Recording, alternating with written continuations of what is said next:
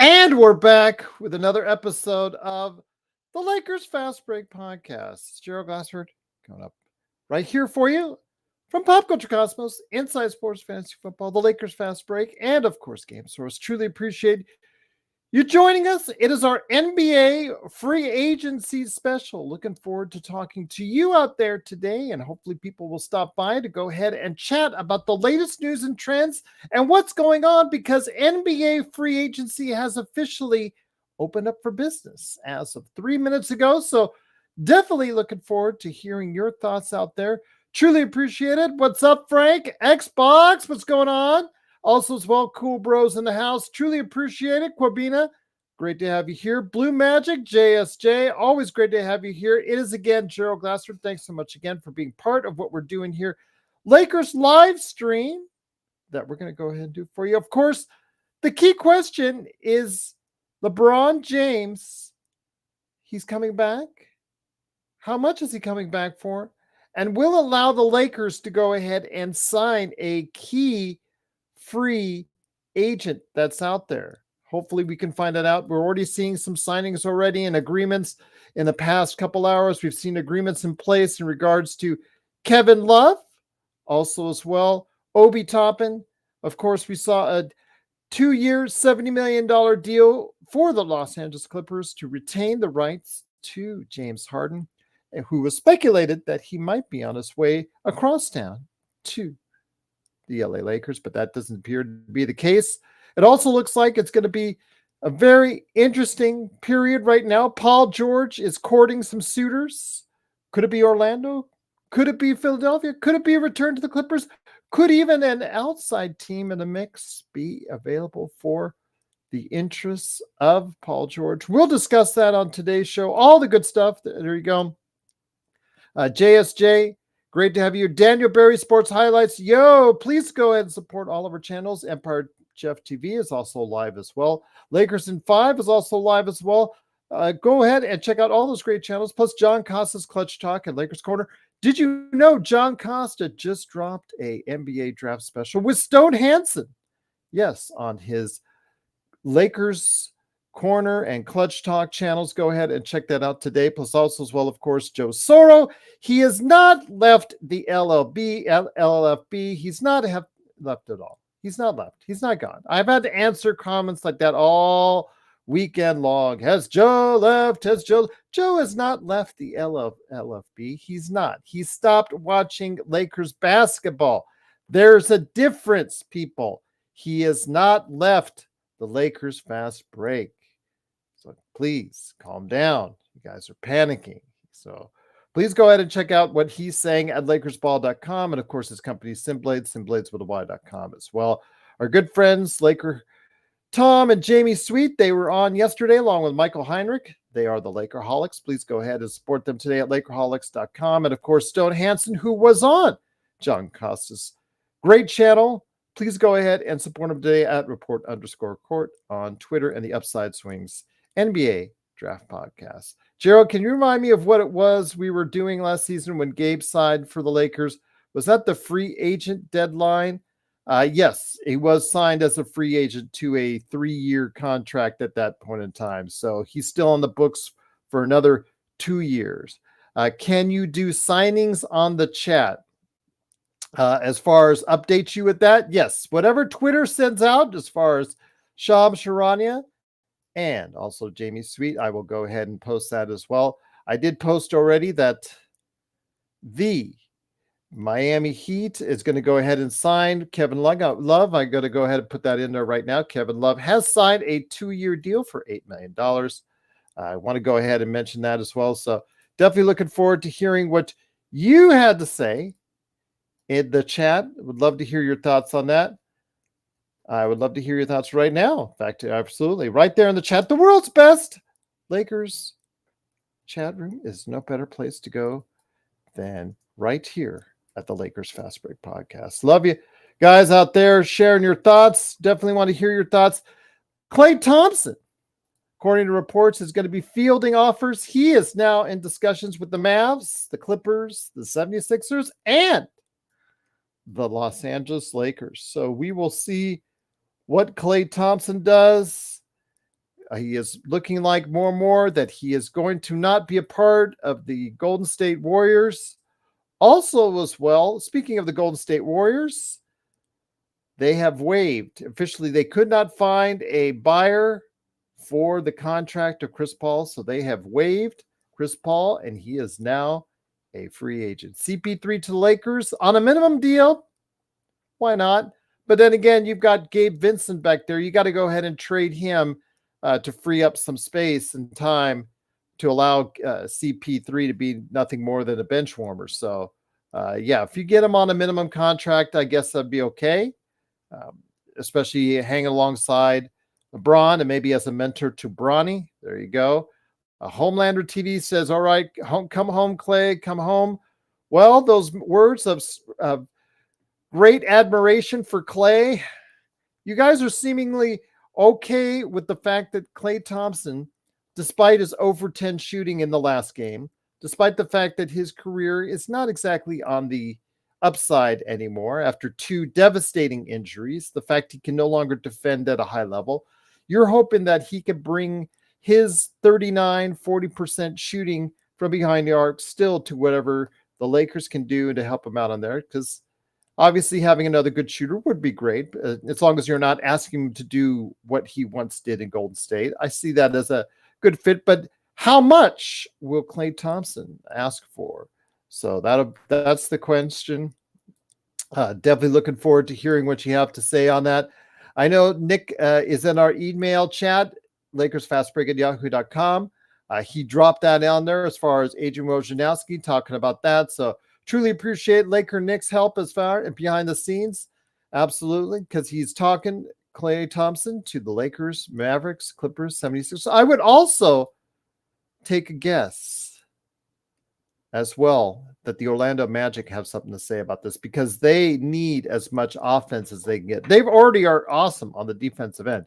What can they do to go ahead and up the ante on the offensive end? That's where we're going to talk about as well. But why do you say he fumbled Klay? Who just said that he fumbled Klay? Rob Fundle on Hurley and Klay. Okay. JSJ, we don't know the status. Again, Klay, I don't want to spend too much on Klay personally, because I just think that as a 34-year-old who's had an Achilles and a ACL injury, I think you guys need to be aware of that he's just not the player that he once was. And after that 0 for 10 from Sacramento, I just think there's limitations on how to best utilize Klay going forward. I think if he's asking for 18, 20, 25 million a year, I think that prices him out of what the Lakers should pay. So Frank, as a additional piece, as a 5th guy in your starting lineup or as a guy coming off the bench, I think that's probably the best suited for him at this point in time. Frank says, Gerald, objectively, who do you think Klay fits better with, Mavs or the Lakers? I personally don't want Klay, but I'm not mad if he takes a pay cut. Frank, would he fill the role of THJ, since you guys finally got rid of THJ the other day to, I believe, the Pistons, if I'm not mistaken? So would he fill that role for you guys coming off the bench, especially because of the fact you might be guys losing Derrick Jones Jr.? There was some rumors and innuendo in the past couple hours from some noted entities in regards to Derrick Jones Jr.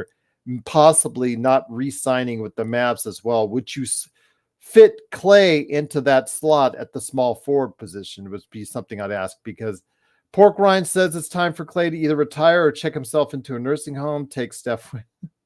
Wow. Okay. Pale Fox, is this whole show going to be unrealistically overpaid old men? This whole show hopefully will not go to unrealistic overpaid old men, Pale. That's hopefully not going to be the case. But again, that's the big names that are out there, are old men in their 30s that are going to be paid quite a bit of money. We've already seen $35 million for James Harden. That is well beyond what I pay for James Harden per year basis. I guess they really need some familiar faces in the toilet bowl for the Clippers. So I guess so. Frank says, but I also seen a rumor that Klay will start on the Mavs. Yeah, that's what I'm saying, Frank. If you lose Derrick Jones Jr. and if you because you trade away THJ. Does that free up the spot for that? I don't know if he's again, what kind of fit is Klay at this point in time? I mean, he is certainly not what he once was, but he can still be an effective player in spots for you, given the right circumstances. Now, for the Lakers, do you want Dalton Connect to fill that role as the shooter as a number 3 spot? Or do you think that maybe he can come in as number 2 and put Austin Reeves as the 6th man coming off the bench? I mean, if you want Dalton Connect to play and get opportunities and get touches, bringing Klay to the Lakers doesn't really help that cause, or does it? Or because if you put him out there with Connect, you put him out there with D'Angelo Russell, you put him out there with LeBron and AD as your front line, you know, you've got a lot of shooters there, but you also have some issues with rebounding and defense. So again, you've got to make sure that you're spacing out accordingly. Pale Fox says, we are not signing old men for more than minimum, so please, it's all Laker cap where every player is coming.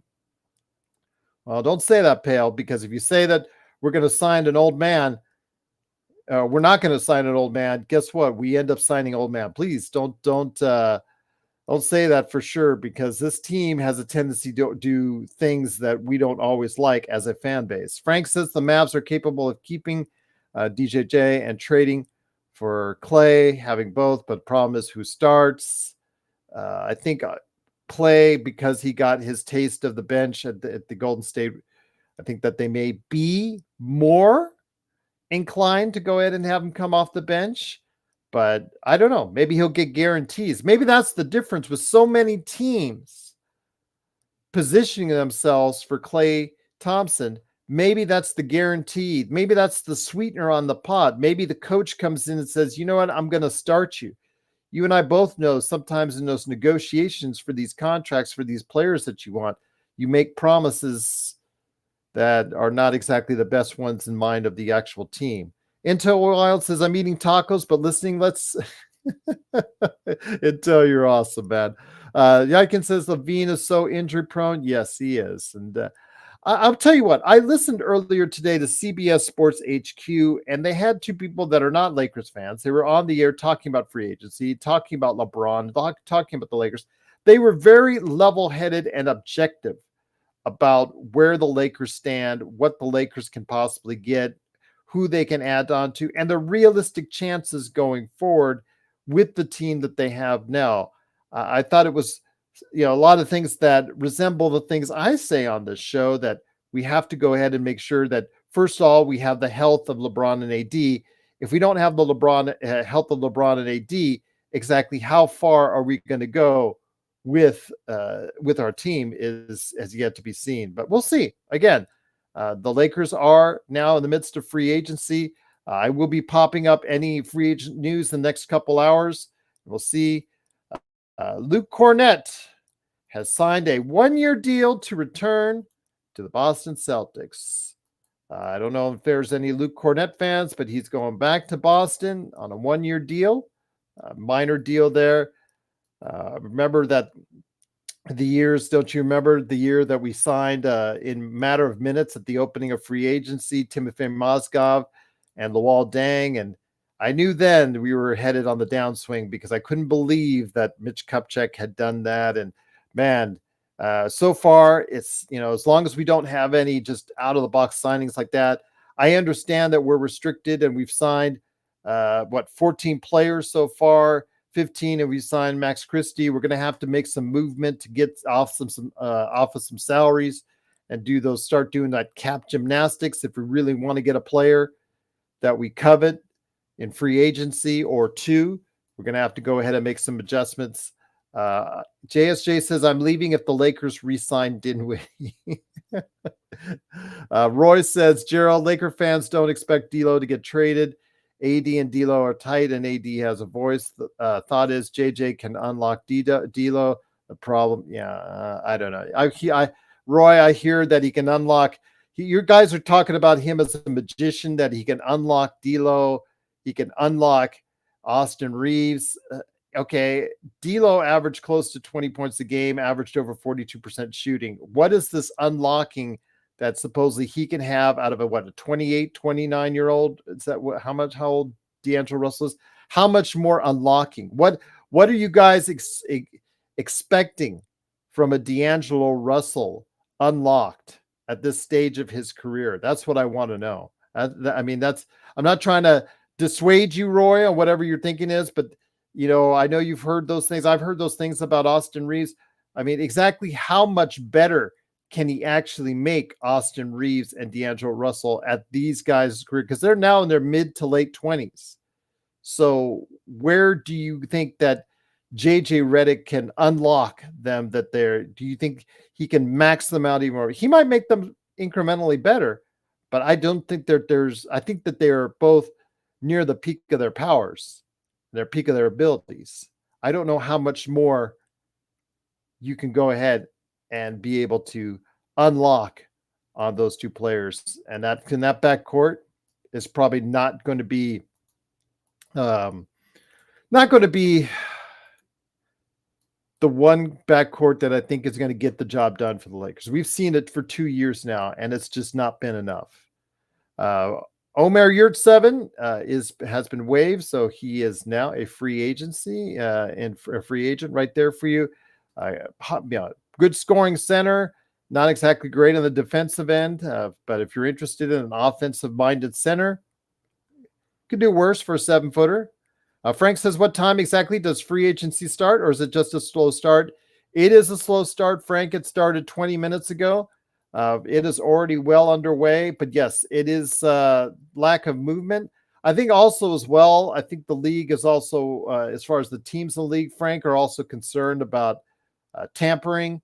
This past draft, we had not one, but 2 teams that had draft picks taken away from them for various nefarious deeds in the eyes of the NBA. One of them was tampering as far as it's concerned. So yeah, with that, again, it's going to be you got to make sure that you got your P's and your Q's right when you're not trying to negotiate underhanded or under the table. But you and I both know that these agents are always contacted the teams, so that there's always some type of negotiating going on, but got to make sure it's done with the NBA mind in there. So I know Bobby Marks has put in there as far as Klay Thompson, as far as his discussions.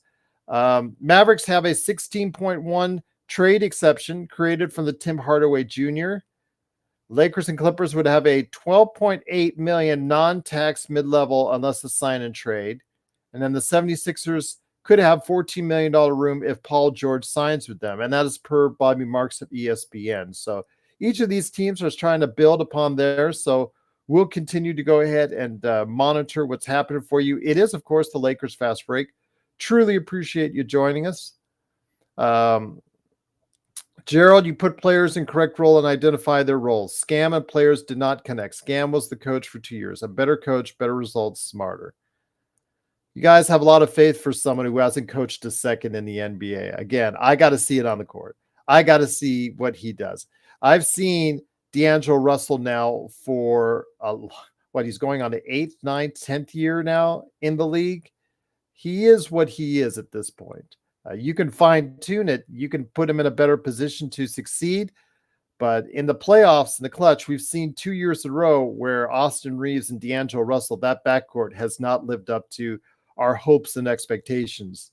So if JJ is going to be able to get you beyond that, he's going to have to do something a lot different. I think he's going to have to do something a lot different with the other 3 players on the court as opposed to the backcourt that we have currently. So we'll see. Again, I think that we do need an upgrade in the backcourt in order to get better as a team.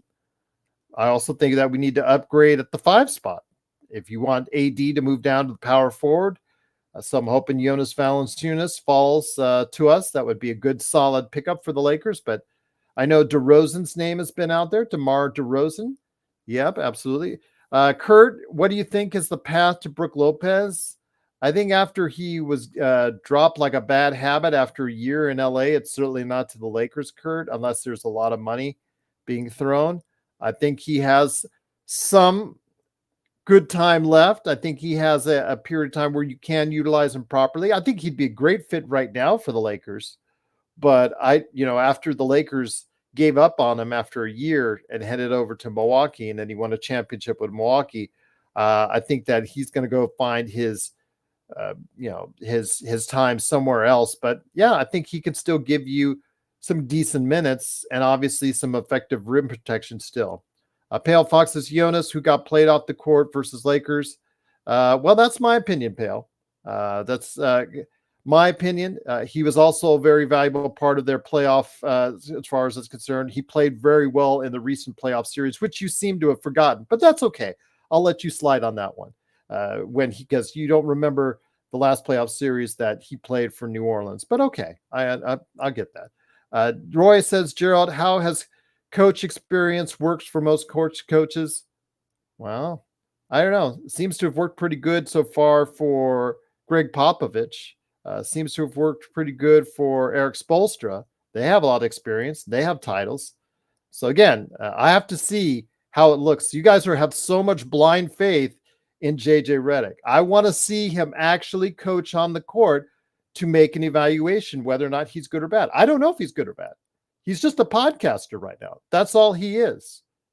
So we got to see when he gets out on the court and he coaches how good or how bad he is, whether he makes mistakes early on. And obviously you got to give him some time to learn and develop, obviously.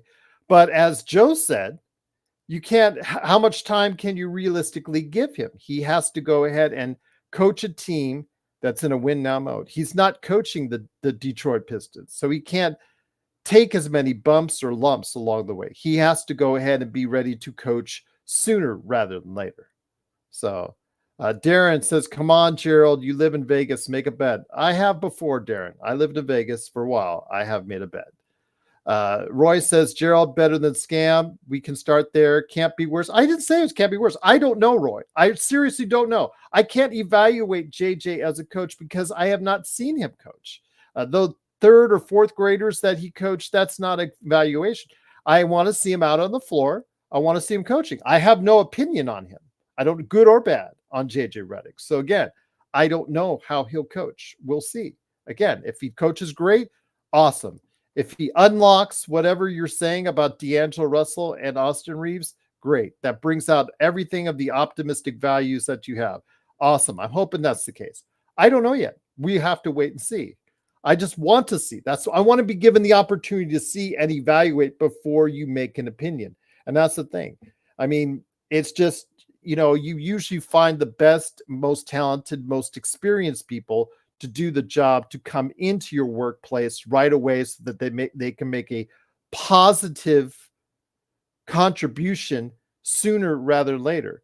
This is a bigger risk for the Lakers. Even you guys that are the biggest JJ supporters have got to understand that there is a certain inherent risk bringing someone in who has absolutely no on the court or virtually no on the court experience. So that's why I'm saying with JJ Redick, I just have to wait and see.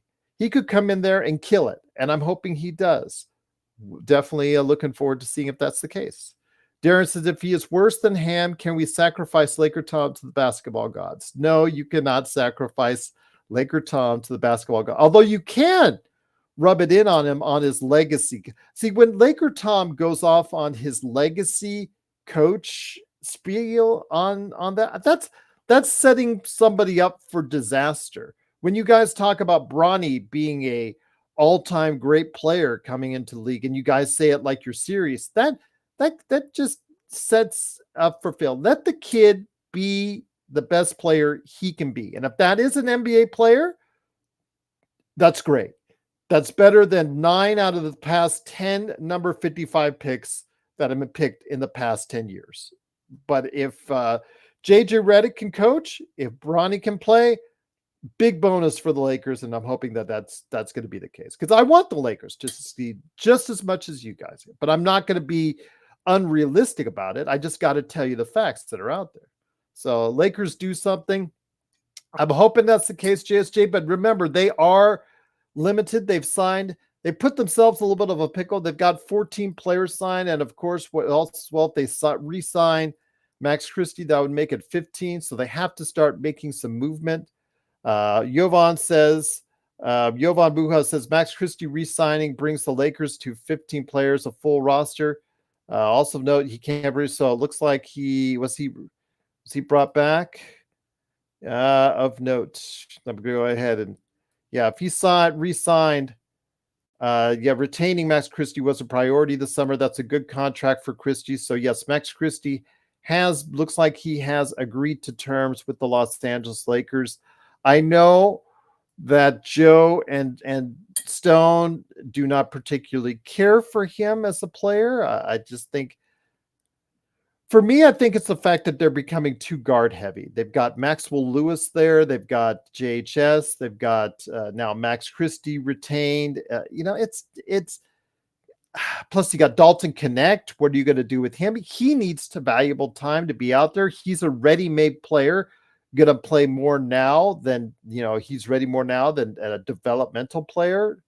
So what are you going to do? I mean, Bronny James, let's not even get into that conversation because he's most likely going to be seeing a lot of the G League or a lot of developmental time off, on the bench. He's not going to see much game action, at least sooner rather than later. But the thing is, Dalton Connect, you drafted him as a guy that is going to start not start, but play significant time for you now. So we'll see. Of course, Max Christie has re-signed with the Lakers, according to the New York Times. All right, let me go ahead and according to for 4 years and $32 million. Whew. All right, let me tell you that. Let me go ahead and put that out for you again. There you go, JSJ. Lakers Fast Break says, and of course, New York Times say the Los Angeles Lakers will resign Max Christie for 4 years and $32 million for a guy who couldn't get consistent playing time so far yet in the NBA. But this kind of money that they're throwing at him, either for trade value down the road, because they cannot trade him right away. Once you sign these deals, you can't make him. He's not going to be available for trade until later in the season. But actually January 15th of 2025 to be exact. But it's still something you're banking on him to be a better part of the rotation. So again, I've said he would always find somewhere in the league, whether it's the Lakers or someone else, as be a rotation player. And the Lakers are counting on him to do just that and step it up. If you're talking about JJ unlocking someone, this is the guy. This is the guy that they need to go ahead and unlock. This is the guy that still is young enough and still has enough potential that they need to find a way to make him a consistent NBA player. So if he's not, we're going to find that out right away. And it's going to be another 3 or 4 year contract that we have in the books that hopefully we can go ahead and trade off. It's not that expensive, so it's not that big of a deal, but and also because he plays the same position as Klay Thompson, that's going to be difficult to go ahead and find another small wing player that is going to be able to try and help you out, find a place for him. If Klay doesn't work out, Kurt Affair says, would you try to get GTJ to take the mid-level? That's not bad. That's not bad. I wouldn't say that's a bad deal at all, Kurt. That's something you can look into. We're not in the position to get the high-end players unless we start really trading a whole bunch of whatever assets we have left. And compared to other teams, we don't have as many assets as other teams. But again, Jonas Valanciunas is a big body. He can contribute for you. He is at 32, so he is starting to get older, but he did make a valuable contribution, especially on the boards. An area of need as the 29th offensive rebounding team as far as giving up offensive rebounds. So their Lakers are very bad at defensive rebounding, so he could help you a lot with that. Pale Fox, according to Jovan Buha, he is not tradable now. He said it's tradable in January 15, 2025. I'm going to quote him right here. So that is incorrect, because he just signed an agreement right there, because he was a restricted free agent Christie, that's according to Jovan Buha, Pale Fox. So I don't know if that what you're saying is correct. Again, if it is otherwise, then it will come out. But there you go. Eduardo says Lakers just need a big body to bang with you, and that's what Valanciunas would be. I'm not expecting a whole lot out of it, but when it comes to it, we're running out of choices. At the start of free agency, the signings, they do go. It's not as fast and furious as I think some people were anticipating, but it's something where the Lakers do need to start looking at building up a better front line. They do now have a lot of, they're very guard heavy at this point in time and do need to do something to move off some guards. So JHS, Maxwell Lewis, those guys can be moved, and I'm assuming one or two of them will be moved here in the not too distant future. Frank, Batum. Well, I thought Frank Batum was retiring after the Olympics. He had stated publicly that Nicholas Batum wasn't returning to the NBA. I thought he was retiring after he plays for France this summer. That was my understanding, unless he's had a change of heart. I thought he had a change of heart. Unless he has a change of heart that I am not aware of, I thought he was retiring after the Olympics. But Frank, that was what he quoted on before this past season. Now, mind you, Frank, money always changes everything, and he did not play that bad at all in the Knicks series. So he had his moments. Remember, there was that one quarter where he went off. I think it was like a third quarter of, I don't know which game was, game 3 or game 5. I don't remember which game it was, but I remember him going off in one of those halves that saved the 76ers in the game. So he may feel like, you know what, I still feel pretty good. I may be able to go and collect a few more million before I head out, which would be nice if we could all do that. You know what I mean? Darren says, what about our guy from Orlando? They are not re-signing him, right? The center. Are you talking about, Matt, are you talking about, Mo Wagner. Mo Wagner. Yeah, he was not retained on an $8 million deal. Excuse me, an $8 million deal he was not retained on. They decided, Orlando Magic, to not retain his services. They were, it's the old speak now. Now the speak is, guys, where they tell you in the days leading up to free agency, when they're waiving a guy or not picking up the contract, they're saying, well, they're not picking up this contract for X amount, but we plan on going ahead and talking to them. And, there's still a dialogue there about in the hopes of re-signing him. So we'll see. Mo Wagner, he is a name that's out there, solid player, solid rotation player in the league. It looks like he may or may not be playing still with his brother. So we'll see where he goes from there. But I like him. I like him, Darren. I like him as a backup center. To come off the bench, he does shoot and stretch the floor, rather well for a guy, but for a big guy. So we'll see. But we need someone that can actually help us out on the boards, because we got killed on the offensive rebounds by the opposing team. We were next to last in the league in defensive rebounding. So that's something I think that should be a core of what we're looking at. And we're extremely guard heavy right now, and unless we do something to shore that up, it's still going to be the same old each and every time out. Kurt Affair says Orlando's going to re-sign Wagner back later when he probably gets a little extra cash. Let's hope so. Because, I said I like the kid. I think the Lakers should have given him more of a chance. And hopefully we would be able to go ahead and, try to see how that worked out. But we didn't have the patience. As an organization, this Lakers team doesn't have patience in developing guys. So it's interesting to see, and it's actually nice to see the team putting some faith in Max Christie and hoping his development works out. I know they tried to do the same thing with THT, and that obviously didn't work out, and we lost Alex Caruso for it, but we don't have an Alex Caruso that we lost this time around, so it's pretty good. Yeah, Omer, you're at 7. Again, defensively, he's very challenged, but offensively, he's pretty good. He's pretty flexible as a forward center.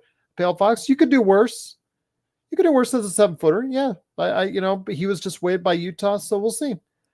He'll notes that right now, no, very little action right now in free agency. It's just a little bit back and forth here, but Oh, with cap, Sham Sharani says with cap space teams, Orlando is focused on wing free agents, and Utah is focused on current roster decisions. And the Knicks are working hard to unhard cap, sources say.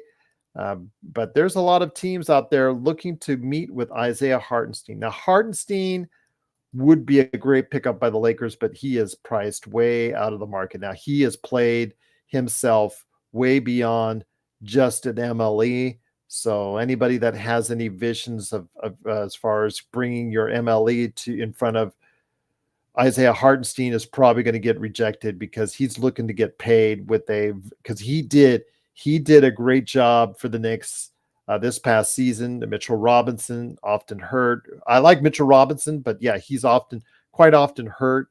So yeah, absolutely. He did a great job. Hartenstein even did a great job as the backup on the Clippers. So yeah, the one I can't, speaking of the Clippers and old Clippers, can you guys believe that DeAndre Jordan re-signed with the Nuggets for $3.5 million? That guy is still finding a way in the league. He must have a lot of good friends out there that's helping him out. So yeah, it's interesting. Pale Fox's Olivier Saw, who's another center. The Oklahoma City OKC declined. He also becomes an unrestricted free agent. You can watch out for him as well. Bag and Dragon says, Bronny, let's go. BD. I've heard more about Bronny in the past few days than I care to, but yeah, what are you going to do? But Hernan says, going to eat a double quarter pounder with cheese deluxe, Gerald.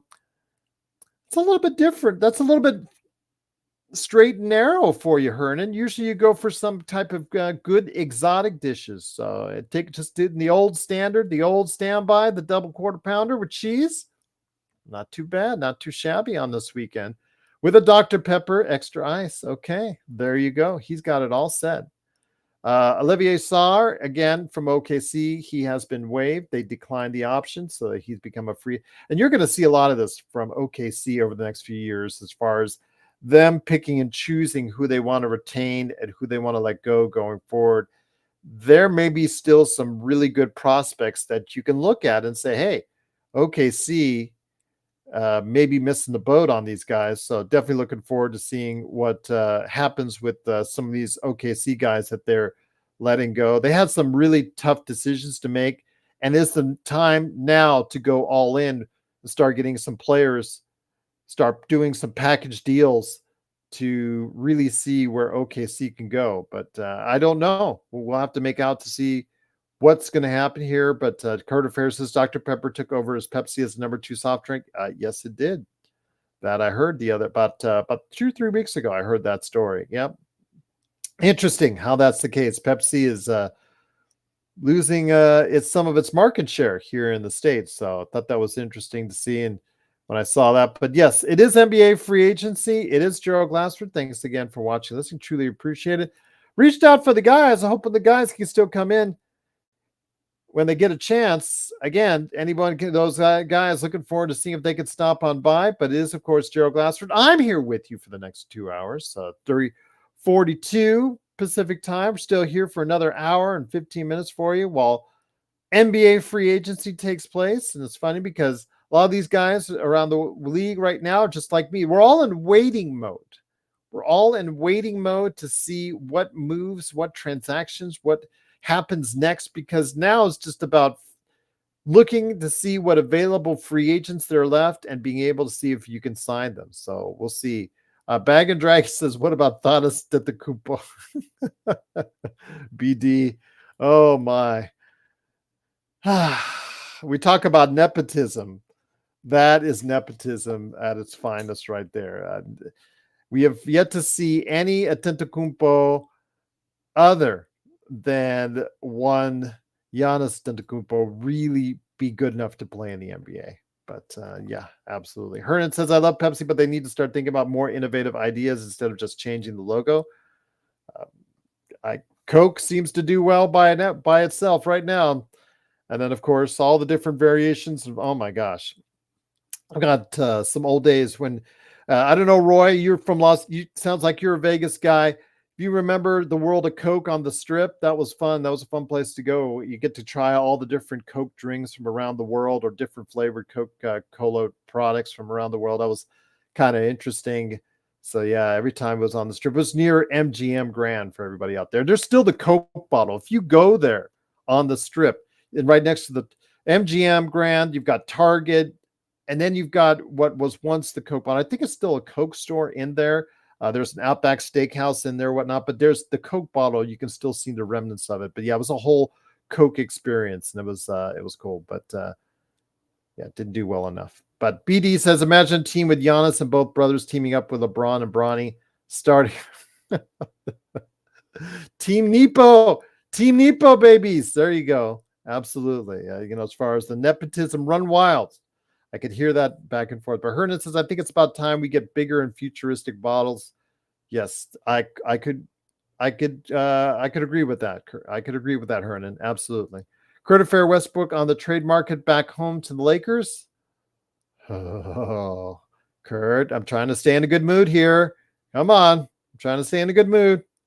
That would not be good for the Lakers if that's the case. Last thing they need is Westbrook becoming Westbrook once again. It's good. He re-signed. He picked up the second-year option for $4 million. Let him go play in the toilet bowl. Now that there's, you have your backcourt is getting somewhat solidified, although Paul George is still in question, but you do have James Harden there. $35 million. Please let me know in the chat your thoughts about that. Yeah, my God, is for a guy who has never performed consistently at a high level when you needed him the most in the playoffs. $35 million for 2 years, $70 million. That's a lot of cash for a mid-30s guy who's declining skills. Man. BD says Harden has always been overrated. I think he's overvalued. He would have not gotten that contract anywhere else. Pork Ryan says Westbrook, that man was the best three-point shooter last season. Really? Pork Rinds? Really? Let's look at the numbers to tell you if you are correct. Because statistically, one time, you realize he was the worst, because he qualified and he had enough attempts, the worst three-point shooter of all time. Last year, he spot up a 27.3 three-point field goal percentage last year. 27. That him and AD would have had a great shooting contest because they both average around the same. For his career, he is a 30% shooter. So Pork Ryan's not quite so much. Yeah. But it is, of course, the Lakers Fast Break. It is Gerald Glassford. It is our NBA free agency special. I'm here with you, trying to hopefully get more news to update. But right now, zero activity out on the free agent front. So definitely looking forward to seeing if we can get something going here pretty soon with our insiders supposedly out there. Adrian Wojnarowski, Jovan Buha, Bobby Marks, Sham Charania. Have they got any news for us? Nothing as of yet. So I want to hear your thoughts, though. Kurt Fair says, I'm curious what team would actually want Westbrook. Washington? No, I don't think they'll try that again. It takes away from the youth. When you bring in a Westbrook, it should be on a veteran-laden team, because if you bring him in now to a team that you want to develop, like a Detroit or a Washington, you need to get young guys in there that hopefully will get a chance to play and get minutes, because at this point you already know what Westbrook is. The Suns, you could be right, Frank, but as far as on the hard cap, how far are they, in that second tax apron? Can they even realistically get a Russell Westbrook? Because he's now signed to the Clippers, but would the Clippers trade him can even the Clippers trade him to the Suns? Kurt says, I was thinking for the tank. I don't think they're tanking yet in Phoenix, but if they do trade off Booker or KD, might possibly be the case. Westbrook is young. Oh, now you're just trolling people, man. Come on. He was born in 1988. Come on. That does not make him very young at this point in time. So, Pork Rinds, you're got to do a better job at trolling than that, my friend. Hernan says, I think Westbrook should go to a team like the Pistons or Hornets. He can be a veteran mentor there. Do you see Hernan with Westbrook's demeanor and attitude, him being a mentor to the young guys? Has he ever been really a mentor to the young guys? Has he? Xbox says, my missus born 88. Don't be harsh, Gerald. I understand. She's not, but no. And basketball playing terms, Xbox. How about that? Basketball playing terms. He's 35 years old. So that's not a, how about NBA basketball playing terms? How about that? 35 is not a young age anymore. Frank says, what if Westbrook goes back to OKC? You know what, Frank, I would not be surprised if he does that. If they want that, maybe on a final contract or a one-day contract just to honor him and Katie. I could see them doing that, doing like a one-day contract or final contract, final year contract. But he's still, right now, he's going to go to the Clippers. He picked up the contract, picked up the year. So he will still be playing as a guy coming off the bench behind, of course, what we're seeing with James Harden at, my God, $35 million. But according to Shams Charania, the Clippers are actively trying to work on trades to go ahead and move him. So it looks like they are trying to move him. They did not like the $4 million because you know what that does in the tax. So there you go. So according to Shams Charania, they're actively trying to work on trades to move Russell Westbrook. If they can't and they get stuck with it, and they get stuck with Westbrook, what does that say? What does that say? I've been hard on Westbrook. From the initial start of the trade, I thought it was a terrible trade from the day that it happened. I was on record and on the show saying that. So I think I don't want to be too much harder for him. He's had a Hall of Fame career, regardless of what we say about his accuracy from three-pointer, his decision-making at times as an older player. I want to just say that, you know what? Westbrook has had a Hall of Fame career, and I wish him continued success going forward in his life and his family. So I wish him best for that. Darren says KCP to Orlando, possibly. You know what, Darren? That's not a bad possibility because of the fact that not only is Orlando under the cap, they are very offensively challenged. They need offense to bring in there. Kurt Affair says, what are you doing here? Get back to the beach for us all. Xbox. Xbox says, bruh, it's 8:51 a.m. Monday morning. I'm working. You get to the beach for me, Kurt. I wish I was back at the beach right now, but I'm in Vegas where it's 106 right now. So it is what it is. But CP3, see, the thing is, Darren, we've already got so many guards on our team. We need to move off of some of our guards.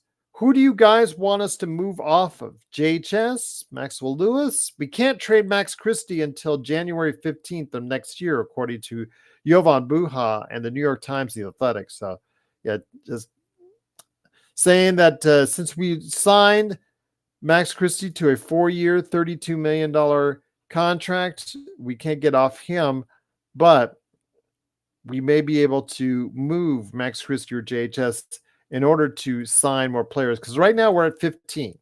Right now we're at 15 players. So looks like we're going to have to get creative with whatever players that we have. And if we want a MLE to use, we want to go ahead and use it on an effective player, we're going to have to get creative in bringing in someone to be able to go ahead and maybe even bring more. Because I think we need more than just one. Do you think we need more than just one impact player to come on the team? Because we were a 7th place team in the Western Conference. It takes more, I think, than one player to swing the tide for the Lakers. So I'm hoping that two more impact players can come in before the start of next season. But we'll see. We'll see. But once again, it is Gerald Glassford, 50 minutes into NBA free agency. Glad to have you here. Truly appreciate you joining us. Pork Rind says the Lakers have nothing anybody want. Those 2 draft picks are probably the only thing that anybody really wants. Rui Hashimura, Austin Reeves. Those are okay pieces, I think, to trade. Austin Reeves a little bit more than Rui Hashimura, but both are effective players, whether you see them as starters or you see them as reserves. I think they do have decent salaries and are movable, but how much realistically can you pair those 2 up or by themselves, and the first round draft picks, and what can you realistically get out of them? Or also as well, you got to remember there's other teams. OKC, we talked about, New Orleans, Brooklyn is not really a player, even though they have an abundance of draft picks now. I see them tanking next year, but OKC, New Orleans, those guys want to go ahead and more of a win now mode. They have assets. New York has run out of assets, so they are pretty much going to be not much of a player going forward as far as trades are concerned, unless they trade Julius Randle. That would be the only obvious one for me.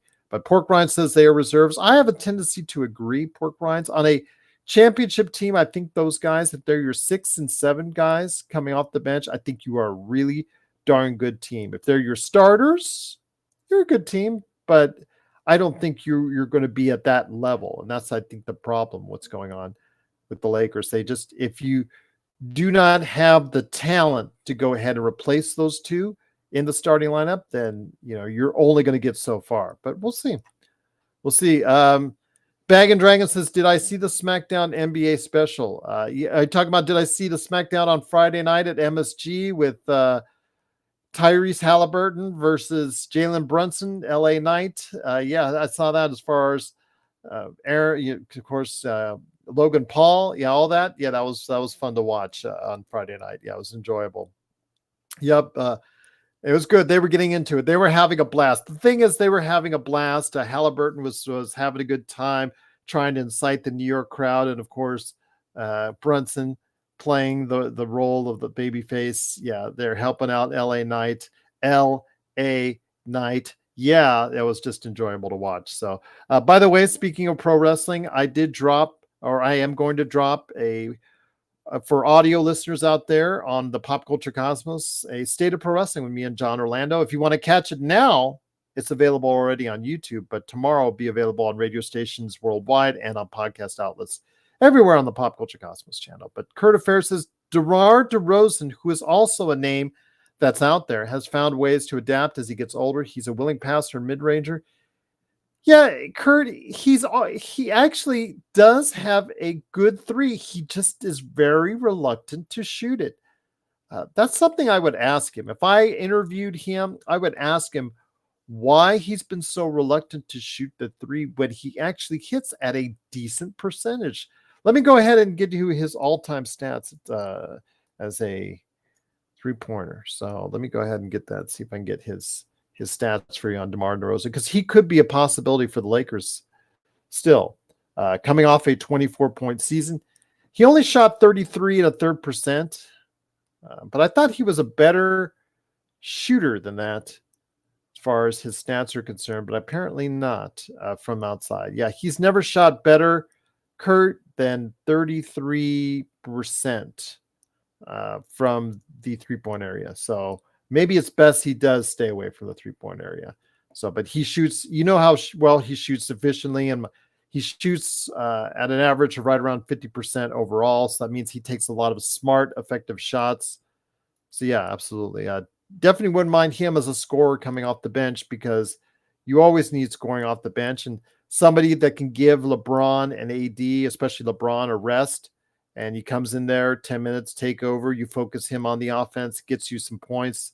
I can still average, if he's coming off the bench, 15 to 17 points a game. That wouldn't be so bad. But Pork Rinds, yes, the Lakers do need a big man. They need talent. They need players off, that can come in and contribute. And that's, I think, what worries a lot of people is that, how good realistically are the Lakers, and how good can they be with the right additions? BD says JJ can give you 15 off the bench. I mean, are you talking about DeMar DeRozan? If you're talking about JJ Redick, BD, JJ Redick can no longer get you a deal. M says a highly influenced by LeBron, JJ Redick should be interested. Again, I want to keep my mind open. We hired the podcaster, we got the podcaster. So I don't know how good he'll do. I have to see it on the court, the type of decisions that he makes, rotations that he has, in-game adjustments. Is he able to see things on the fly? That's what I want to see. These are things that Ham couldn't really do well. Not every coach does that well. He couldn't do that well. That's why he's no longer coach. If JJ comes in, is able to do this, make the adjustments, get the Lakers in the best position to win each and every game, then there you go. I'm a happy man. And I don't know about legacy that Tom is dropping. I don't like it when Laker Tom drops these things. I think he just says it because it gets you guys riled up. I think he does that just to get you guys riled up.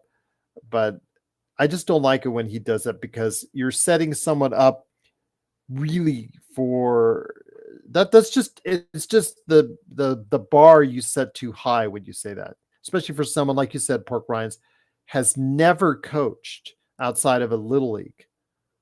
So it's all on the job training for JJ. And you're exactly right, Pork Rinds. You're exactly right. Current Affairs says, I'm pretty sure JJ will still design some sets for himself. Well, he's already trying to design some sets for Dalton Connect. And that's one thing I'd like to see. If this kid is a win now player, if this guy is a ready now player and he's supposedly getting enough time. But I heard, like you guys have probably heard and watched those videos out there, that Dalton Connect supposedly is, supposed to be one of the most productive players in year one in the NBA. Well, you've got to go ahead and give him the platform to do it. You got to give him success. Does he start him right away at the 3 spot or the 2 spot? Do you start him if he does well in the off season? If he does well in summer league, if he does well in training camp, do we go ahead and make the decision to start him? Would that offend Austin Reeves, the guy who called JJ Redick a basketball genius? Frank says, I thought Laker Tom says all that stuff because he genuinely believes it. I don't think he genuinely believes it, Frank. I've known Laker Tom for a while now. He likes to say a lot of crazy things. I know him off camera as well a little bit. I think the legacy one, he thinks he's going to be a good coach. Don't get me wrong. But I think the legacy stuff, I think when he says that things, he knows he's going to go ahead and rile a lot of people up. Oscar Vargas says Westbrook and Nuggets have mutual interest in signing a deal per Jake Fisher. So they got off of Bobby Jackson's contract to pick up Russell Westbrook's contract. All right. Whatever. I don't know. Let me ask you guys, which would you rather have as a backup point guard at this point in their career? You want Jackson or Russell Westbrook? I shouldn't have said Bobby Jackson. I was about ready to say Bobby Jackson from Sacramento. Sorry, from the old days. Sorry about that. But who do you think is a better fit? The guy they just traded away, or the guy they're thinking about picking up?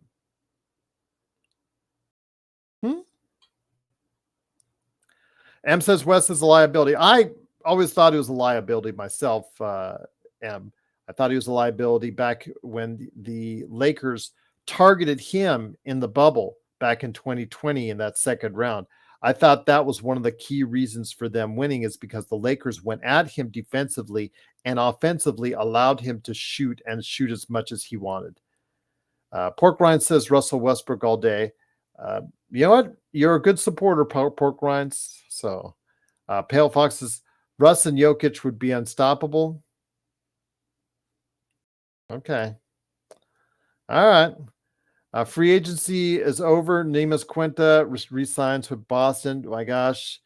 The repeat begins. Unfortunately, Boston is going to win their 19th now just because of that. So But it is, of course, the Lakers Fast Break. It is Gerald Glassford. Thanks so much again for watching and listening. Truly appreciate it. Chris Haynes and Cham Sharani have reported Russell Westbrook is trying to work a trade to get out of LA. It's funny because he comes home to LA. He's an LA guy, LA kid, ruins his, I guess, welcome, and wears out his welcome with one LA team. And it looks like he's worn out his welcome with the other LA team.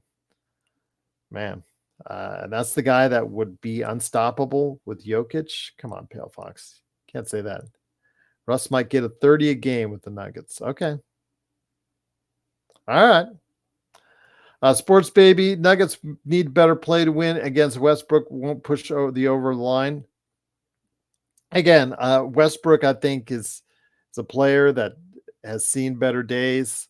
But if that's what you believe, that's what you believe. I'll respect your opinion on that. Free agent. Okay, the free agency is over, everyone. Andre Drummond has signed a 2-year, $10 million deal plus with the Philadelphia 76ers. That's somebody that you guys wanted. That's somebody that I was like kind of reluctant for the Lakers to get because it didn't work out the first time, although he does really help you with his rebounding. So he is insurance. I think that's a good pickup for Philadelphia. He is insurance because he will have times where you don't have Joel Embiid on the floor because he's often injured, missing games. I think that's really a solid deal. Plus the fact he was very effective when Vucevic was out for the Chicago Bulls. I think that is absolutely a good deal. Although, don't have Andre Drummond on the break. If he's on the break with you, make sure you pass him the ball. I'll just say that. But Pork Rinds, yes, he is a great rebounder. He is probably one of the top 5 rebounders still in this league. But yeah, Kurt Affair I was iffy, but Drummond has replaced the reserve road. Yeah, he embraced reserve. Yeah, he has. But this is a time where he'll get some starts too. I think he realizes as the guy, the main center coming off the bench with Joel Embiid, he'll get some time coming off the bench. So yeah, Pork Rind says the Lakers didn't get anybody. They're stuck right now, Pork Rinds. They're at 15 players, I believe, right now. So they have to get off some contracts. They're still talking to people, obviously. I know Klay Thompson is one of the rumored people that's in play. But I think that's something that we're going to have to go ahead and continue to look at. The Lakers maybe getting off 1 or 2 of their contracts in order to go ahead and sign, of course, maybe a Klay Thompson, DeMar DeRozan, Jonas Valanciunas, somebody out there that can go ahead and effectively help the Lakers out. But we'll see. Again, maybe they're talking trade. Maybe the Lakers were talking a trade out there. They're discussing maybe a trade that we don't see at this point in time. So definitely looking forward to seeing if we can go ahead and check that out if that happens. Credit Fair says, so Bulls at trade deadline wanted a first for Drummond or Caruso to make the play-in. And here we go. Yeah, they wanted a first for Drummond. They wanted 2 firsts for Caruso. They ended up getting Josh Giddey out of the deal. How'd that work out for you? And then, of course, they just signed Pat Williams to a $90 million contract, I believe, if I'm not mistaken. Is he that good a player, Patrick Williams? Has he been that good a player? That's what I want to know. I want to hear from you guys. Has Patrick Williams, who just signed a $90 million deal, has he been good enough as a 10-point a game, 4 rebound game, 40% from the 3-pointer? Yeah, that's obviously an attraction for him. But I want to hear your thoughts. If Patrick Williams is the guy that you want to build around, and if that's a good contract or not. I mean, we've seen some contracts here that still make me scratch my head so far in free agency. I think the James Harden one is really the one that I have to really shake my head on. But Patrick Williams, 4 years for $90 million. That's not exact. Oh, 5 years for 90. 5 years for 90 for Patrick Williams. For a guy that's only averaged 10 points in the league. Yeah, I agree with you, pal. I agree with you, Pale Fox. Yeah, I 5 years, $90 million for a guy that averages 10 points a game. That's wow. Let's sign Chris Dunn already. We do need perimeter defense, Kurt, so I would not be opposed to it. He's resurrected his career with a good season. Actually, this past season was okay. It was the season before, I believe, that with Utah that he started to really show out. What's this past season? I'm going to go ahead and look that up. Chris Dunn stats. Yep, I'm going to see if he actually. So I thought it was the season before. Yeah, it was the season before he was really playing well. Their season where they surprised everyone, where he was really starting to do well towards that. Yep. Last year, 66 games, shooting 36% from behind the arc. The year before that, he shot 47% in limited action. So, yeah, I mean, this is a guy that has taken some of the aspects of his game. He's tried to make it better because he was known as a poor shooter, but he's also a terrific defender.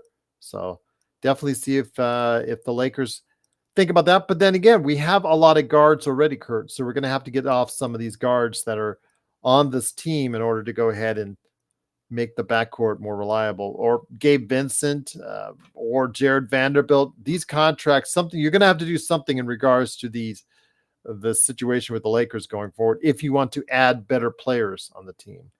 Kurt Affair says, I don't want to miss out on guys like Najee Marshall, DeAnthony Melton, Goga Batadze, because they're all out there. We missed before, Kurt, on Goga when he was waived by the Pacers. And you saw he became in limited time, limited action, he became actually pretty good on the Orlando Magic. So he's a big body that you might want to take a flyer on as well. Oscar says, Lakers recently linked to Klay. Yes, CP3, Valanciunas, Lopez, Dinwiddie, Prince, Grant. Did you miss anyone? Trae Young, you could throw him in there. His name is bandied about. DeMar DeRozan's been bandied about. Also, LBJ is willing to take a $20 million hit. Hopefully he will do that. And that's something I think we haven't yet to talk about an hour in. Yeah. Will he take a cut, and how much he will take a cut? We'll see. Jamie Sweet's in the house. The rumor that the Bulls were rebuffed on their offer of Levine for CP3 and Wiggins shows how toxic big money deals for underperforming players is viewed now. That's a good point. If that was the case. Frank says, this is so boring. I think Woj only tweeted just twice so far. It must be a record. JSJ, Lakers had discussions with Portland about Grant. That is a bad contract, JSJ. That's a bad contract. You would not. I'm not going to put it past the Lakers to go after that because they've gotten their share of bad contracts, i.e. Russell Westbrook. That was a bad contract that they took in and they paid the price for it. So I'm not going to put it past the Lakers. I just would not say it's in their best interest to go after a player like Jeremy Grant at this point in time. So, yeah, I just think that at this point in time, it's not.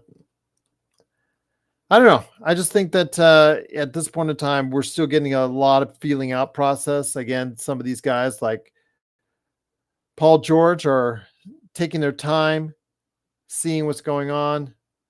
Reggie Jackson, like I said, he was traded to free up space in the Nuggets. Does that mean that Russell Westbrook is on his way to Denver? We'll see. We'll see like that. Andrew says Lakers are old and slow enough. Klay just makes them older and slower.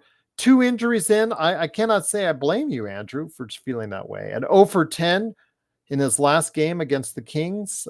I think that's something that people have to realistically understand. He's just not the player he once was. He's not the Klay Thompson of the golden years of Golden State. He is someone that's different. He has had an Achilles injury. He's had a knee injury, ACL. I understand he's come back from that, and he's looked pretty good. He's accepted a role coming off the bench, and he's hit close to 40%. But he's had days where he just does not look like he's as good as he once was. Now, there are days where he picks it up, he lights it on fire, and there you go. But, man, that 0 for 10 leaves a lot for me. That 0 for 10 he did against Sacramento left a lot of concern for his career going forward. So Jamie Sweet says free agency is like watching the Titanic sink go down. That's funny. Frank says I'd rather have Jeremy Grant than Klay. I don't know, Frank. I'd rather have Klay than Jeremy Grant because Klay you're not going to commit to as much money or as many years. Jeremy Grant is you're on the hook for Jeremy Grant until 2028, if I remember correctly. Let me go ahead and I'll pop that up real quick. I was looking at it. We were looking at it the other day, and I just don't know. I mean, he is 20-point scorer. People see that. I get it. I understand it. But the fact that he just did not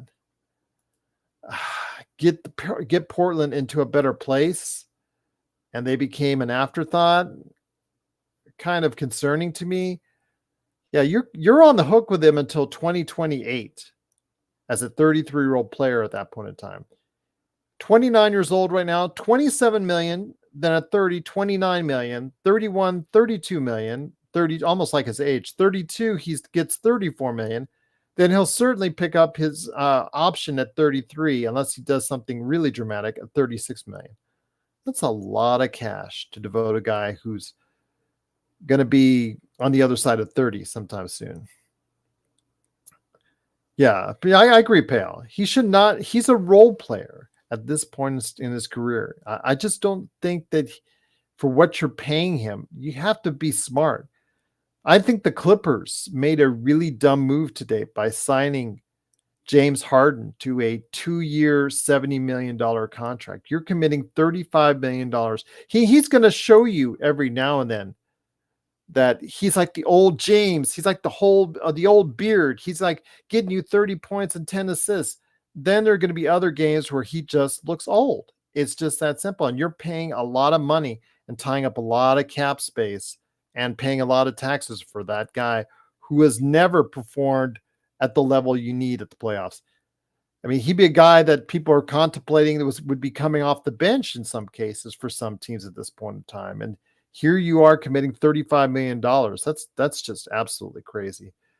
Frank says Jeremy Grant contract after a couple years is going to look cheap. Well, let me put it this way. If you go to Sport Track, and I'm going to go ahead. Let me bring it up for you guys right now. I'll you guys evaluate it. So I'm going to go ahead and bring it up right now on Jeremy Grant's contract, and you guys evaluate right now. All right, let me go ahead and pop that there, and we'll pop that there. All right, here's the deal. Jeremy Grant right now is about 16, almost 17% of the cap. 24, 25 coming up right now this coming year. He's going to be 17, almost 17.5% of the cap. But then it fluctuates between 16 and 17% for the rest of his contract as he gets raises. So let me ask you this. Would you commit to 16 to 17% of the cap on Jeremy Grant? I think that's what you got to ask yourself. So Jamie Sweet update. Lakers fans choose to watch paint dry rather than invest time in free agency due to quicker and more satisfying. Jamie, come on, man. Kurt Affair says Kevin Porter Jr. to the Clips. That might be, and actually, if that works out, that might be a pretty good deal. Yep, he is a Clipper. So Kevin Porter Jr. has agreed to a 2-year deal with the Los Angeles Clippers, including a playing option. He played well in Greece for about 6 weeks in April and May. He's trying to build his life back after what happened, his legal troubles. But Clippers and the new toilet bowl are taking advantage. Does this mean that this will be the end of Paul George in his time in the Clippers? We'll wait and see. But yeah, we'll wait and see on how that works out. But it is, of course, Gerald Glassford. Thanks so much again for watching and listening. Truly appreciate you joining us. Looking forward to hearing your thoughts and seeing your thoughts for the rest of the hour. While we head on free agency, I will come on if there's any late breaking news that I'm not here for. I will come on later tonight and discuss it for you guys tonight on it won't be a nightcap with Joe Soro, but maybe I'll just do something and cover you guys like a late night Lakers fast break for you guys. If there's some late breaking news that you need to know about with the Lakers, Tomorrow we'll have more NBA observations and we'll get a good idea of what's going on with the NBA there on Monday. So yeah, definitely looking forward to hearing your thoughts as well. Pale Fox's Porter is fake news. It is what it is. It's right there. Again, the guy, not the most efficient shooter, a guy that needs and demands the ball a lot. I don't know how it's going to work out. He's going to be a guy that's going to have to be coming off the bench, or will he? How will he work with the scheme with James Harden and Kawhi Leonard? So, yeah, we'll see what happens. Thank you, Xbox. Appreciate the kind words as always, Mark. I appreciate you being here as always, my friend. Always great to have you here. I did drop again our State of Pro Wrestling on the YouTube for the Pop Culture Cosmos, but I did tell my cohorts in crime to try and put out, if we can, more YouTube videos for you whenever possible from the Pop Culture Cosmos side as well.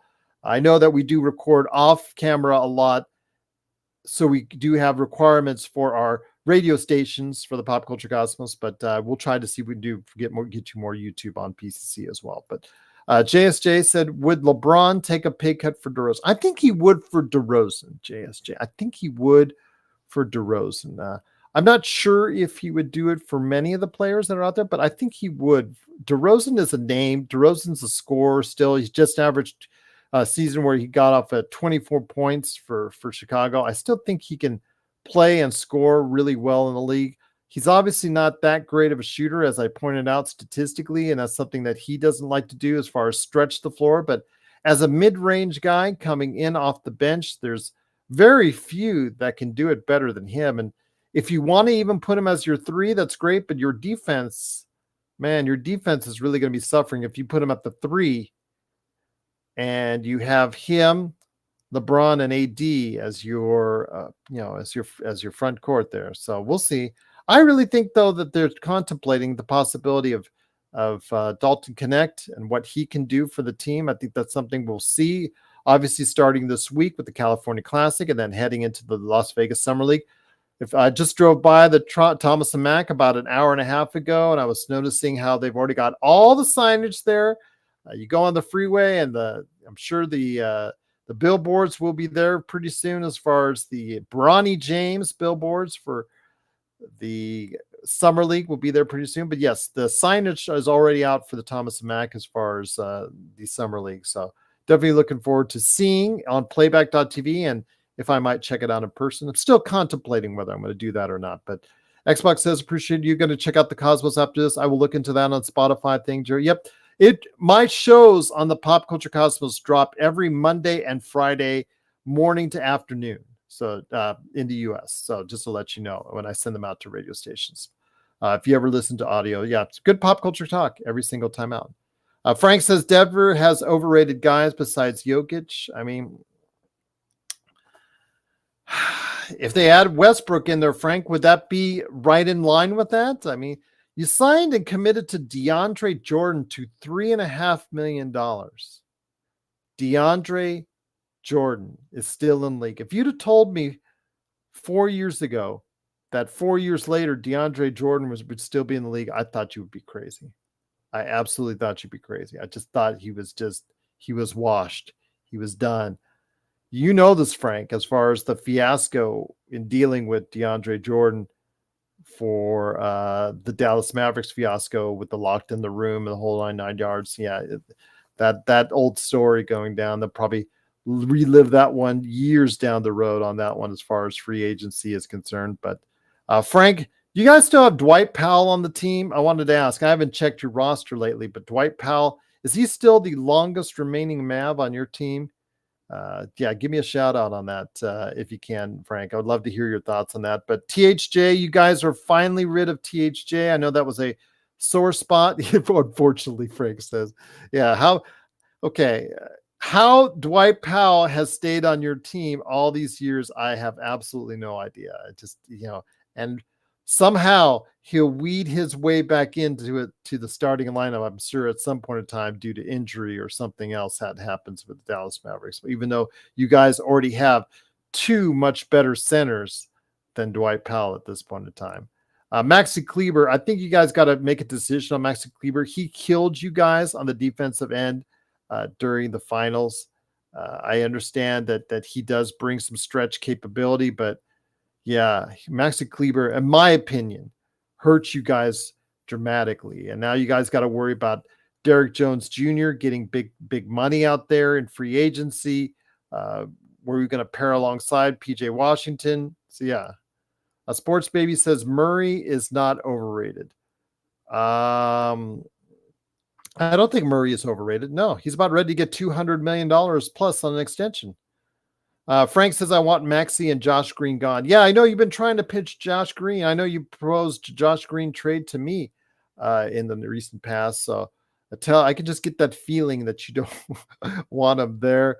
Maxi Kleber, again, he's starting to get to be an older player now, but yeah, he really coming off of injury. He's always seemingly coming off of an injury for you guys. So even though at a 6'10" can stretch the floor at times, it's his future looks to be a little bit more and more in the rearview mirror. But Xbox says Josh Green and XM were used like trash by Kid in the finals.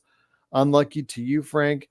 Yeah, Kid never committed on a rotation. He was trying and different things. THJ one day, Josh Green, and then of course XM in another. And then it was kind of just he was trying anything he could, and of course just wasn't meant to be. And the Celtics won, but what are you gonna do? I also Luka also had to step up, and I don't think Frank that he gave you 5 games of total Luka. He didn't give you enough of that, and then Kyrie obviously not being able to produce when you guys need it the most, especially early on, was really hard to take. But again, you guys deserved all the success that you guys deserved to the Dallas Mavericks reaching the NBA Finals. Hoping you guys get the job done, but unfortunately did not. Luka did fall apart, his chest, his knee, he was complaining about everything. But yeah, the fact that Celtics really took away the lob threat in that early part of the series was definitely it's very sad to see.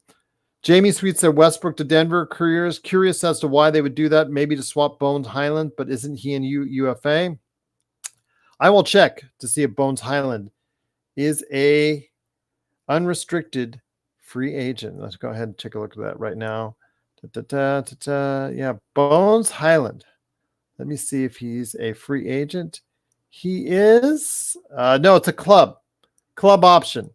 $4.1 million club option for the team.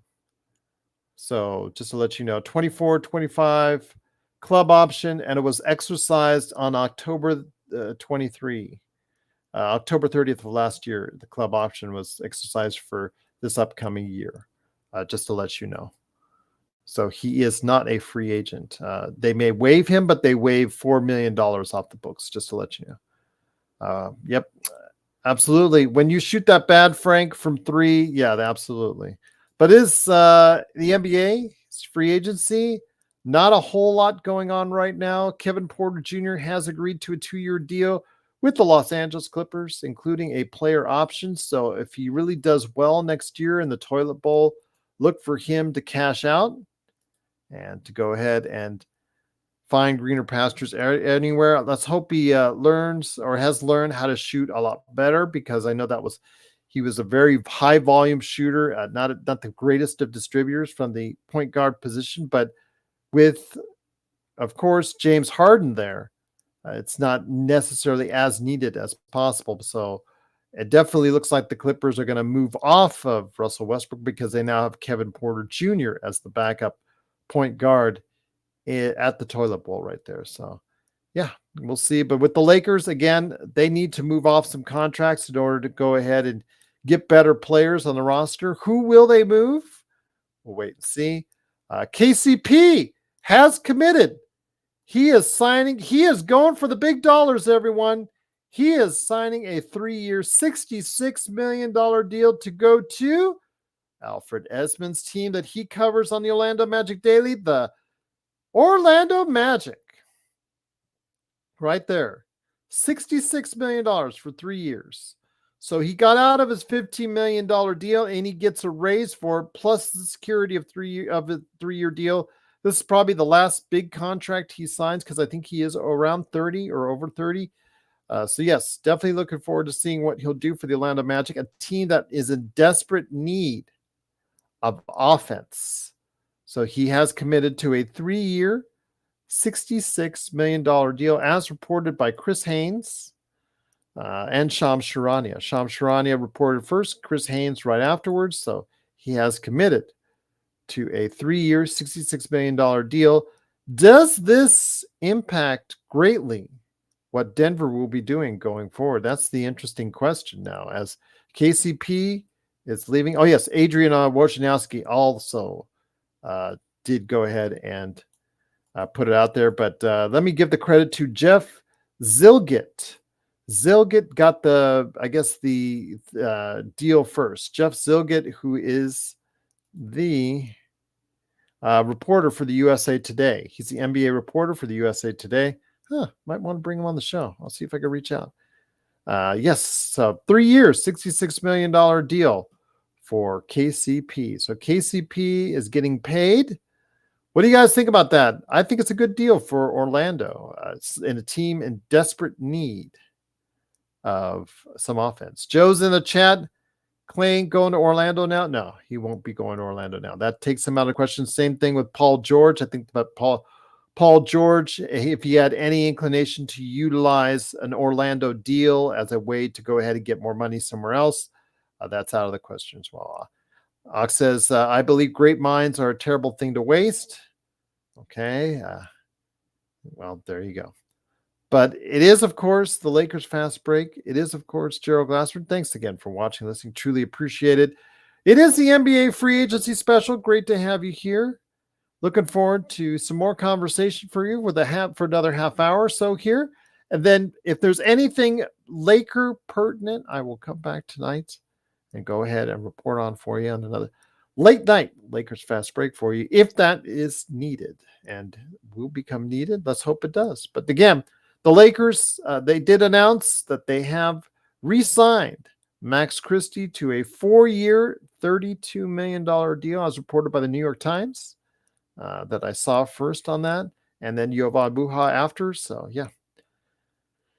Joe's thoughts and Stone's hot thoughts that he is not an NBA player. Well, he's an NBA player for at least another 4 years. So, guaranteed. 4 for 32. Frank says Jokic still winning MVP because why not? Yeah, Frank, that just means more touches. That means more time. That means more handle. That means more shots. That means more plays done by Nikola Jokic. So, Frank, if they still have a great season, he'll even have more reason, or you'll have more reason as a voter to go ahead and vote for Nikola Jokic. Ox 1947 is because MVP and DOPY, according with Slappies, is a team award. Okay. All right. But it is, of course, Joe Soro. He is in the chat. Told you he wasn't leaving the LFB. He just said he would be stopping watching Lakers basketball if the team drafted Bronny. Again, I've had to answer a lot of comments on that. And, it's nice to see that you guys have the love for Joe out there. But, yeah, that's just, he has not left the LFB, just watching Lakers basketball. Frank says ESPN loves kitchen sink stats. Okay. Loves kitchen sink stats. Yeah, they just they love stats at all. They just got their stats and information department working overtime on that. But KCP is now a Orlando Magic. He is now signed on with them for 3 years, $66 million deal.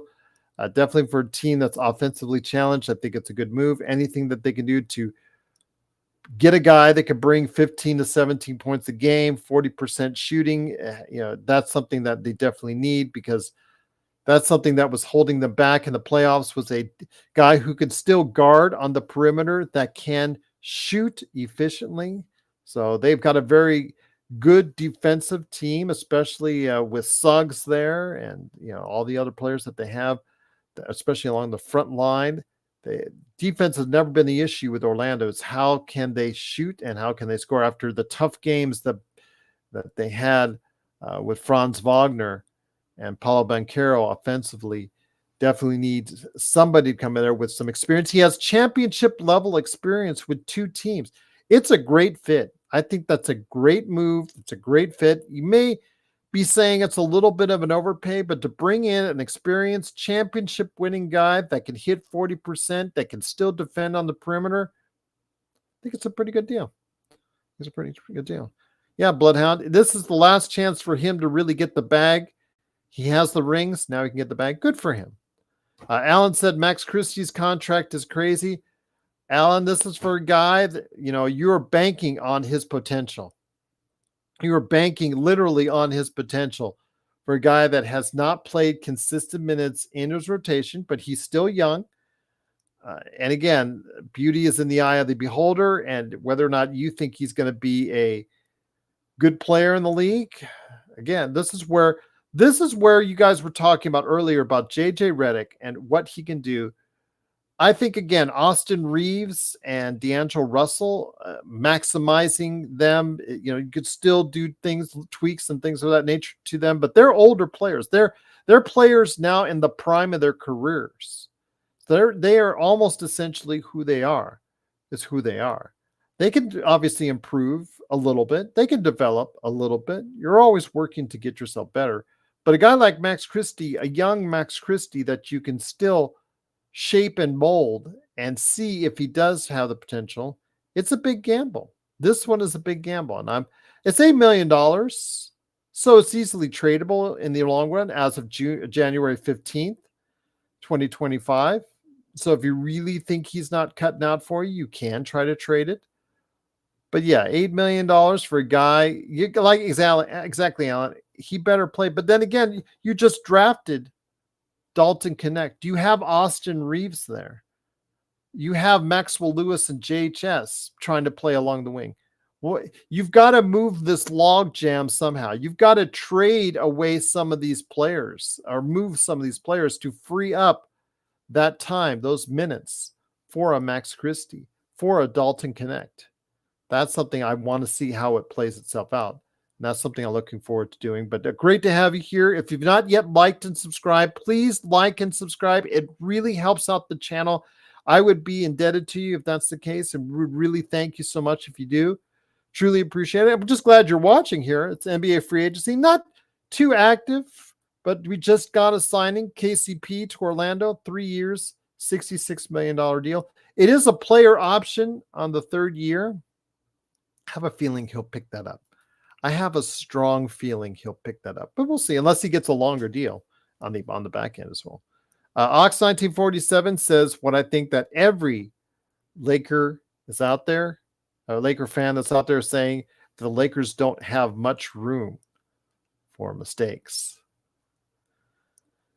Yeah, that's pretty much the obvious right there. Blue Magic says, please support the channel by smashing the like and subscribe. Indebted to you again, Blue Magic. Truly appreciate your support all these years. Cannot thank you enough for doing so. Please like and subscribe to get the latest notifications on when we go live on the air. I plan to bring on as many people as I can to go ahead and chat with you about the NBA, always right here. But I thought I'd stop by for this NBA free agency special. Great to have you here. I'll do it all by myself, do it with friends, do it with the panelists, do it with anybody right here on the Lakers Fast Break. Always great to have you here. Always great to have you talking about that. Darren says you can't keep both Wood and Hayes, dump one. That's also a good thing you need to do, Darren. Yeah, I would agree with you. Hayes did and Wood both picked up the player options on their contracts because they just saw the market and they saw what they did. And there you go. Who do you guys think they should keep? If you had your choice on keeping one between Christian Wood and Jackson Hayes, who would you keep? I want to hear your thoughts and read your thoughts on that, and I'll read it out here online. Let me know. Jamie Sweet says $8 million for a young guy who shot the three decently when the coach designed play him. Ain't a bad trading chip. We'll see if it's a trading chip. I'd say that's probably best because I'm not sure. Again, I said I think he'll be a rotation player in this league. I don't know if he'll be for the Lakers, but I think he will eventually be a 7th, 8th guy on a regular rotation for a roster out there. There you go. M says Jackson. Hayes. Daniel Park says Wood. Gustavo says Hayes. Thank you, guys. I appreciate you guys' answer on that. Jamie, come on. Come on. I will say that's great answer so far. Again, it seems to be a little bit mixed, a little bit of each. Jackson Hayes, Christian Wood. The only thing with Jackson Hayes, I know Laker Tom was very abrupt about it, but I've always said that Jackson Hayes, pick and roll, excellent center to go ahead and pick and roll, does that very efficiently. But you get him on the defensive end, he just does not have the defensive awareness. He does not block shots. He does not rebound. He does not play the pick and roll well on the defensive end. And these are the things, these are reasons when we talked to our expert for the New Orleans Hornets last year on this, he was citing many of these same things. And so if you're committing to Jackson Hayes, you're getting something, but you're also getting something in return as far as some really porous defense. And that's really, he needs to go ahead and shore up. And that's why he picked up the option, because he just knows, he realizes there's so many things he needs to work on in order to become a better player or an effective player in this league. So we'll see with Jackson Hayes. With Christian Wood, again, his best years, have they already gone by? Because, he's been injured. He looks a little bit slow. I don't know. Michael said he was pretty good on the defensive end. I don't know what Michael was seeing compared to me. I thought he was a little bit slow of foot on the defensive end myself, but he can, in the best of times, rebound and stretch it out to three. But the problem is, will you ever get the best of times with Christian Wood? He's had very few times where he succeeded. And when he has, he's flourished. But there's been other times, as Frank would tell you in our chat, where Dallas thought they were getting a key piece to their team and unfortunately did not pan out. Gerald is like Bill Murray, lashed out to the mast. And what about Bob? Say leaves the void alone. So I'm good, man. I'm good. Whether I'm here with people or not, I'm just happy to entertain you guys and keep you informed of what's going on with NBA free agency. My lens seems a little foggy. No, it's just the time of day. It's the time of day. Universal Mind. It's the time of day here, late afternoon, Las Vegas time. So it becomes a little bit clearer as the night and the evening goes on. Gustavo says Hayes has his good moments last season, unlike his Woods. Yeah, Gustavo, but again, I worry about, he doesn't give you much as you need it. For an athletic 7-footer, he should be able to defend at the rim much better than he did last season. He was very bad at defending at the rim last season, and I need that to get better. There's the chance he might be able to improve on that, but that part of it needs to be better. It needs to be a lot better. Frank said it's kid's fault in regards to Woods. I'm not going to say Christian Wood. Yeah, I can't say I blame you on that one. That was just a very bad time. Alan says, I have to be honest, Lakers playing with fire when it comes to committing to selling everything for a 40-year-old player. That's what I've been saying for a while now, Alan. But, the LeBron fans, LeBron supporters out there are really adamant. They're adamant about what LeBron can still do. I am worried about what LeBron will be able to do when you commit 2-3 years to him. It's not that it's just the fact his age at 40 years old, which he's about ready to turn here at the end of this year. How much can he still continue to give you on an every game basis? And will he stay as healthy as he did last season? Will AD stay as healthy? The statistics bear out that they will not be as healthy as they were last season. So you have them as efficient as they could. You have them as healthy as they could, and the team only still finished 7th in the Western Conference. So there's a problem there. If either one of them gets hurt, it's really a problem. If you really think about it. Alan says there's Jeremy Grant rumors popping up. Imagine how bad it would be if LeBron is gone in. Yep. I spoke that about 20 minutes ago, Alan. Preaching to the choir. I actually put up Jeremy Grant's contract on. It would last you till 2028. Is because he picked up the player option on that, a little bit over $30 million.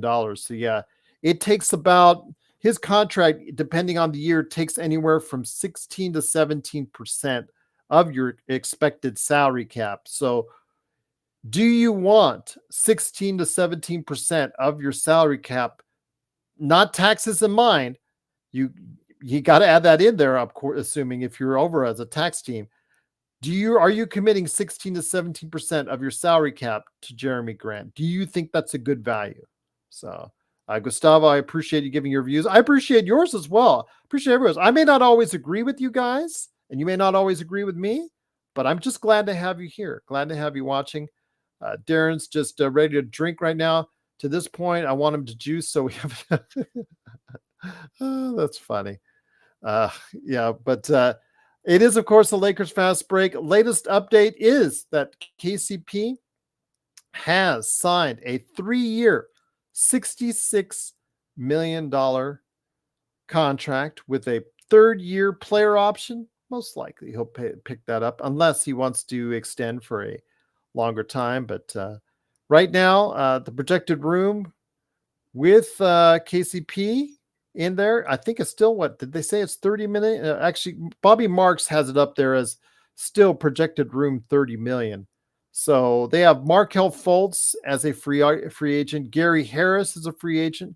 Joe Ingles, I know the last year on his contract was not picked up, so he's a free agent. And then Mo Wagner, you heard as well. We talked about him earlier today. He is a free agent as well.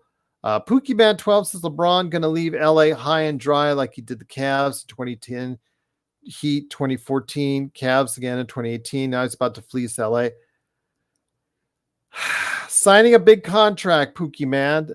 That could very well be the case. Will he sign the 3-year deal for full 160 plus, or will he take a hometown discount because the Lakers did him a solid by hiring his fellow podcaster and also as well his son, bringing him in on the draft choice at 55. We'll see how much he is committed to the Lakers winning going forward. If he allows for a pay cut, who did the Lakers pick up as far as an MLE signing? That's also of great concern as well. So we'll see.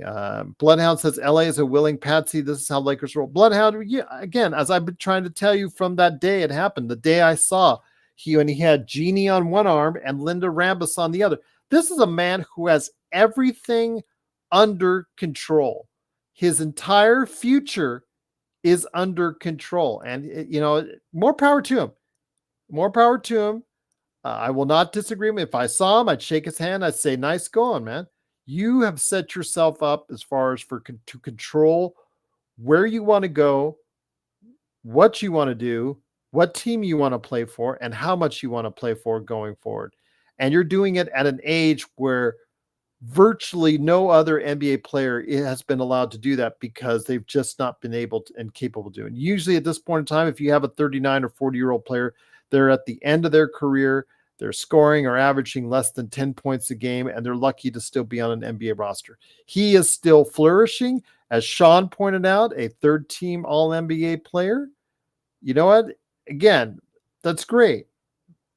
But you're going to commit a lot of money to him. Whether he takes a pay cut or not, that's still a lot of money for a guy that's going to be 41, 42 possibly by the end of his contract. And a guy who already, as Darren gets mad at him on his defense already, you're just going to get madder and madder and madder because you don't have enough talent to surround him to make up for some of the deficiencies as he gets older. So that's what I think a lot of people like me that try to look at it objectively and realistically worry about as far as when you commit to LeBron. But I get it. I understand this whole team has committed to LeBron and his future. They hired his podcasting buddy, and then they drafted his son with the intent of keeping LeBron. They've made the message clear to me and everyone out there that they're going to retain LeBron James, that they're doing everything out of their way to go ahead and retain him.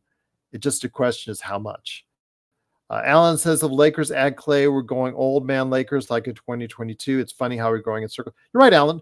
And if that's the case, will we have learned from the mistakes? Because it was obviously a mistake getting the 2013 All-NBA team on our roster in 2022. You saw how that worked out when we got old like that.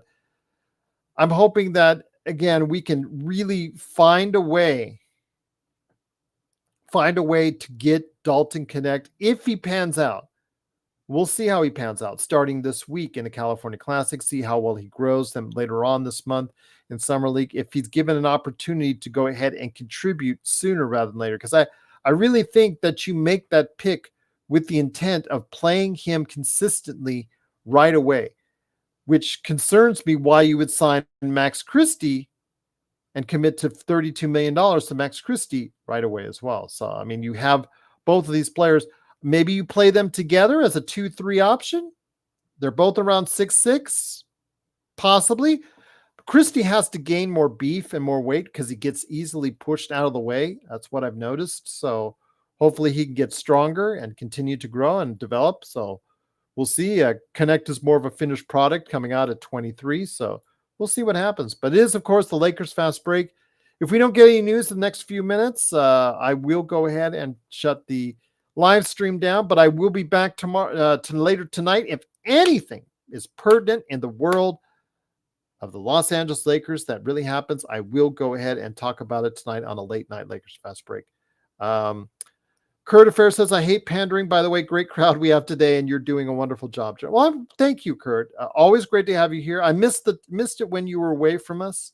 It's so funny because a certain cool bro, and he notified me, hey, I saw this person, I saw that person on other Lakers chats. I'm like, people are allowed to go ahead and go to other streams. It's okay if you want to go ahead to Empire Jeffs, you go to Lakers in 5, Lakers Nation, Locked On Lakers, all the other different various Lakers channels, NBA channels.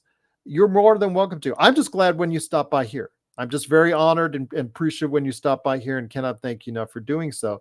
The thing is, though, we hope to provide you consistent entertainment and also as well information here. And hopefully we can go ahead and get Joe back on here every now and then. Joe has not left the channel. As you saw, he was in the chat. It's just that watching Lakers games is a thing that he may not be doing going forward. Gerald, do you need some drinking water? Kurt will tell a joke. I'm almost on out. I got my water here. I'm going to chug down at the end of the show. Jamie Sweet says, breaking news, melting snow draws more interest. Jamie, now you wonder why, and you wonder why Laker Tom gets on your case all the time. He always yells at me, and now he's yelling you all the time. He yells at you. Now you wonder why. He keeps saying that stuff, and you're going to get Laker Tom to yell at you again, man. What are you going to do about that? Xbox says, this has been such a great way to start my working week. Thank you so much. Appreciate it, Xbox. Absolutely cannot thank you enough for stopping by. I know your Monday morning, doldrums at work. Hopefully we're helping you out with that. M-Easy says, Max Christie's deal is strange. They are banking, M-Easy, on his potential. They're doing the same thing that they did with THT. They're banking on his future. But at $8 million a year, M-Easy, it's not the worst contract in the world. It's something that you can move off of come January. If we're all mad at Max Christie not being able to get consistent time at a rotation, or he's just not playing up to snuff, or it's just like a repeat of last year when he was so good in the summer league, we thought he was going to take that next step, and he didn't, and had me and others talking this and that about how bad he was playing, and Joe and Stone Hansen saying he's not an NBA player.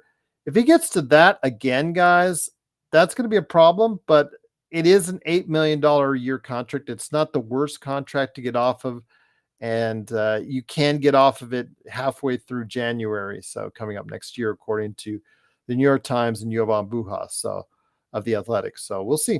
We'll see. Absolutely. Again, the news has not been coming fast and plenty. The major signing of the past few minutes has been KCP, 3 years, $66 million. I think everybody was looking more for a splash, but I think a lot of these big free agents, LeBron James, taking his time to seeing what plays out.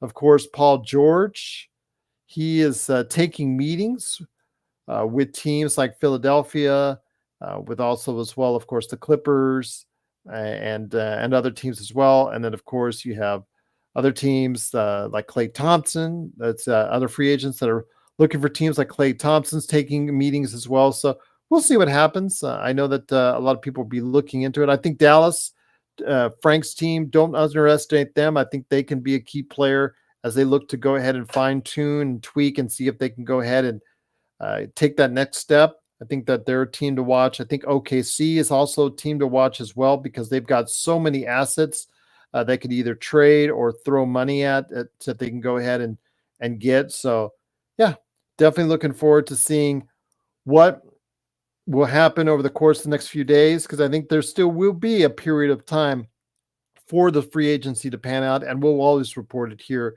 if it's big right here on the Lakers Fast Break. JSJ says, the 30-year plan. Yep, absolutely. The 30-plus year Lakers fan in you. JSJ is about to time me out. Come on, guys. There's no need to time each other out. You guys are doing fine. It's been a great chat. You guys have been awesome. And the best Lakers chat that's out there, it's the Lakers Fast Break. They think Max can be a rotation player. I'm hoping that that's the case, Bloodhound. I know we talked about it before, and I'll talk about it again. You guys are talking about maximizing D'Angelo Russell and Austin Reeves. I think JJ should be more evaluated on can he make Max Christie a quality, consistent rotation player, which is something he has not been the first 2 years in the league. Can he grow him into that? Can he get him into that position? We'll see. Plus, can he be able to give consistent minutes to and a good platform for success for Dalton Connect? Because Dalton Connect looks like a player, if he's handled right, could make a contribution for the team sooner rather than later. Cool Bros a snitch. We know it's no worries, Kurt. I frequent other channels for the Lakers all the time, and I see a lot of you guys on those channels as well. And I'm just glad to see you enjoying yourselves in the chats and talking Lakers basketball. That's all. It does not do anything for me one way or the other. Douglas says, has Westbrook gone to Denver yet? Not yet, but that's going to happen because they signed Kevin Porter Jr. to be the backup point guard, but nothing has been confirmed as of yet. Dallas, Denver, excuse me. That would be the big thing though, guys. Okay, you traded Jackson away, you lost KCP, and you gained Russell Westbrook. Wow. Didn't exactly win out on that, if that's the case. But it has not been confirmed yet. Russell Westbrook is still, as of right now, Los Angeles Clipper, still trying to negotiate a deal. I think he and the Clippers are trying to work out a deal to get him moved to another team. So we'll see what happens. But yeah, definitely looking forward to seeing how that works out. Again, I have been hard on Russell Westbrook for a while now, and I don't regret it because I didn't think he was a good fit at all from day one on the Lakers. But obviously, this is not meant to be anything personal, but just where he fits as a basketball player at this part of his career. I think that's probably the best way I could say it. M. Easy says, where is Christie going to get minutes with Vanderbilt, Russell, Vincent, Reeves, and now Connect? That's one thing, M. Easy. They're going to have to start making space because right now they're at 15 players. They have to start moving some of these pieces. You're not even mentioning Maxwell Lewis and JHS. Where are we going to find room for them? And that's the thing. So I agree with you, M. Easy. Where is Christie going to get the minutes? Playing off the bench, he's going to be someone that you're going to play consistent minutes to because you paid him $32 million. That's, again, we'll see how smart a value it is. But, yeah, we'll see. Bloodhound Bronny will be in the rookie game. Bronny is NBA ready.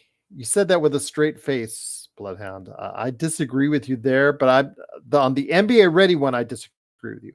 On the rookie game, if he gets any minutes for the Los Angeles Lakers and he makes any type of contribution, the NBA will go out of its way to put him in that rookie game. I'm not doubting because the fact it's all about money and ratings.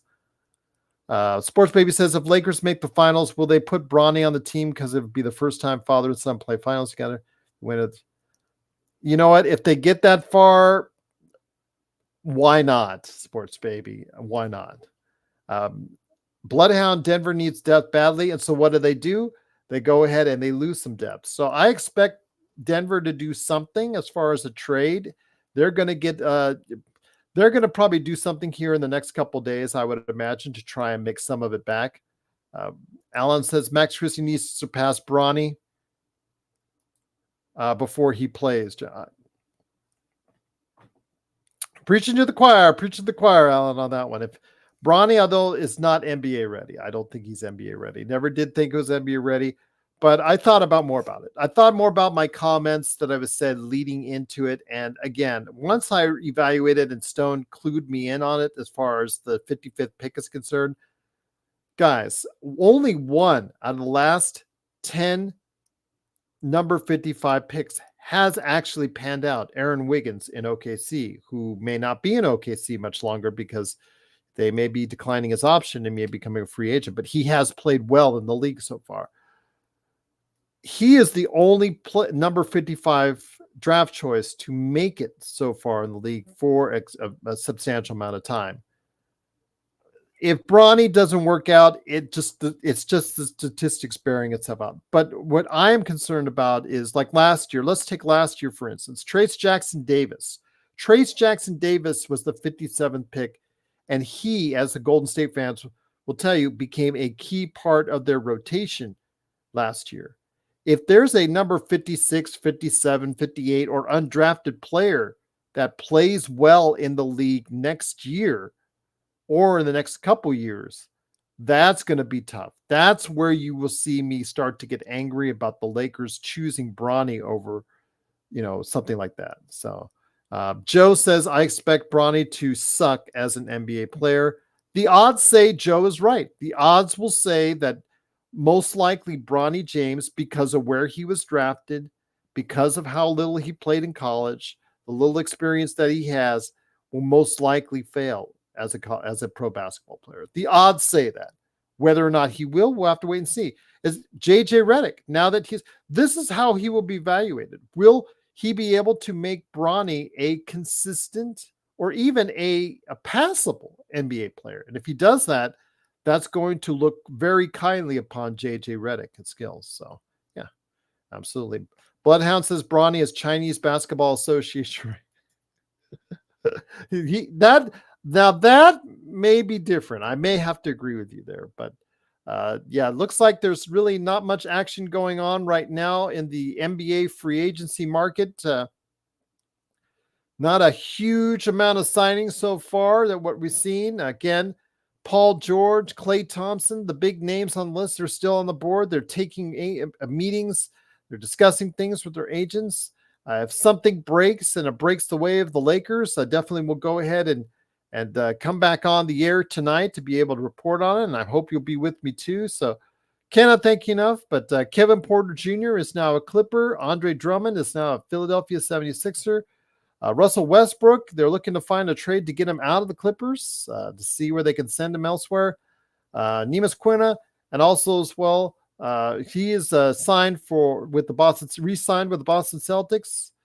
Then you had Cornette also re-signing in Boston. So they have their 7-footers as far as their reserve 7-footers back on Boston. Again, not much to note after that. Max Christie signing for 4 years, $32 million. Klay Thompson is still taking meetings. Omer Yurtseven is now a free agent because he was waived by the Jazz. Those are the major goings on so far right now since the start of free agency, but definitely looking forward to seeing what you have to say. Kevin Love signed a 2-year, $8 million per million deal, similar to what we're seeing, as far as the value is concerned as Max Christie, but he signed a 2-year, $8 million plus deal.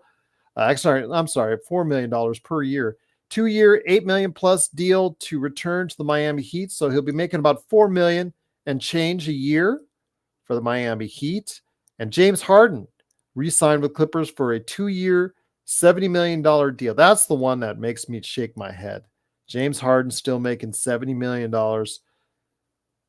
for 2 years. That's one that I think, man, absolutely. But once again, it is the Lakers Fast Break. Truly appreciate you joining us. Cannot thank you enough for stopping by. A Homelander says, I don't know, AR was underestimated. Look what happened when he developed. I wouldn't be surprised if Bronny turns out to be a star. Let's hope that's the case. Homelander, I hope I am wrong. Joe, even though he's really mad at the Lakers, I'm sure hopes he will be wrong and that Bronny develops as a player and becomes an NBA player, becomes a decent NBA player, and then maybe becomes a good NBA player, because then it helps the Lakers. And ultimately, that's what we all want. We want the Lakers to succeed. We want the Lakers to win. We want the Lakers to get back and win a championship, and we can rub it in Boston's face again. I want to get back to where they're passing Boston on the all-time championship list. It really hurts to know that we're now one behind Boston in the championship. So, yeah, we'll see. But Joe says the beautiful thing about being me is I don't need them, don't want to know them, and don't care for them. They are basketball players and basketball deciders. They need to do their job. Douglas at Harden is out of shape. I don't know. I don't know why you would commit 2 years, $70 million to him, because the second year is a player option and he'll most likely pick it up. So that's just crazy. I just think you need names. You need names to put on there on the 405 as far as the billboard is concerned. Come watch the Clippers in the toilet bowl on the 110 as you're driving by it right there close to Inglewood on the 405 and the 105, because the 105 is near it too. So yeah, you need all those billboards to say, hey, come watch Kawhi, come watch Harden, go ahead, be at the toilet bowl, have lots of fun. There you go. I personally couldn't care less. It's the Clippers. They make dumb moves like that. Absolutely, they can continue to do so. Their team is probably heading on the downswing, but the Lakers, I'm hoping they'll make the right moves so that they'll head up on the upswing. So we'll see what happens as far as some more moves to be made, because more moves, in my opinion, and I'm sure you guys out there as well, more moves need to happen for the Lakers. They need to go ahead and pick up a good MLE. They may need to pick up more consistent players, better talent beyond that, because as a seventh place team in the Western Conference, we need more in order to get where we need to go in the Western Conference. So yeah, sports baby, 35 a year. 35 a year for James Harden. That is absolutely nuts. But okay, hey, more power to him. He signed it. More power to him indeed. But just to wrap things up, again, truly appreciate you joining us. Paul George is still talking to people right now as far as teams that are interested in his services, Clippers, the 76ers, and more. Klay Thompson is still speaking to people, speaking to teams out there, including the Lakers.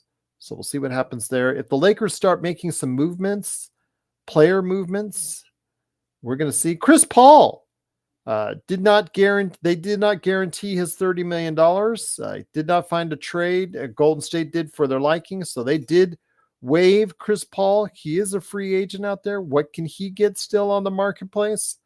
Could he be a backup for the Lakers? We'll see. But again, I would say they'd have to get off Gabe Vincent and other players' contracts in order to go ahead and sign them. We'll see. But it is, of course, the Lakers Fast Break. Truly appreciate you joining us once again. We'll be back to go ahead and talk a little bit more about the Lakers. Again, Max Christie signing a 4-year, $32 million deal to stay with the Los Angeles Lakers. That's the only big movement so far. Will LeBron sign? Will he take the discount? Who will the Lakers add? We're going to go ahead and check it out. JSJ, looking at right now, bring in a player with allegations in your new arena is not a good sign. No. KPJ just tells me they're desperate for talent, and the Clippers land there, JSJ. Just tells me they're desperate for talent. But hey,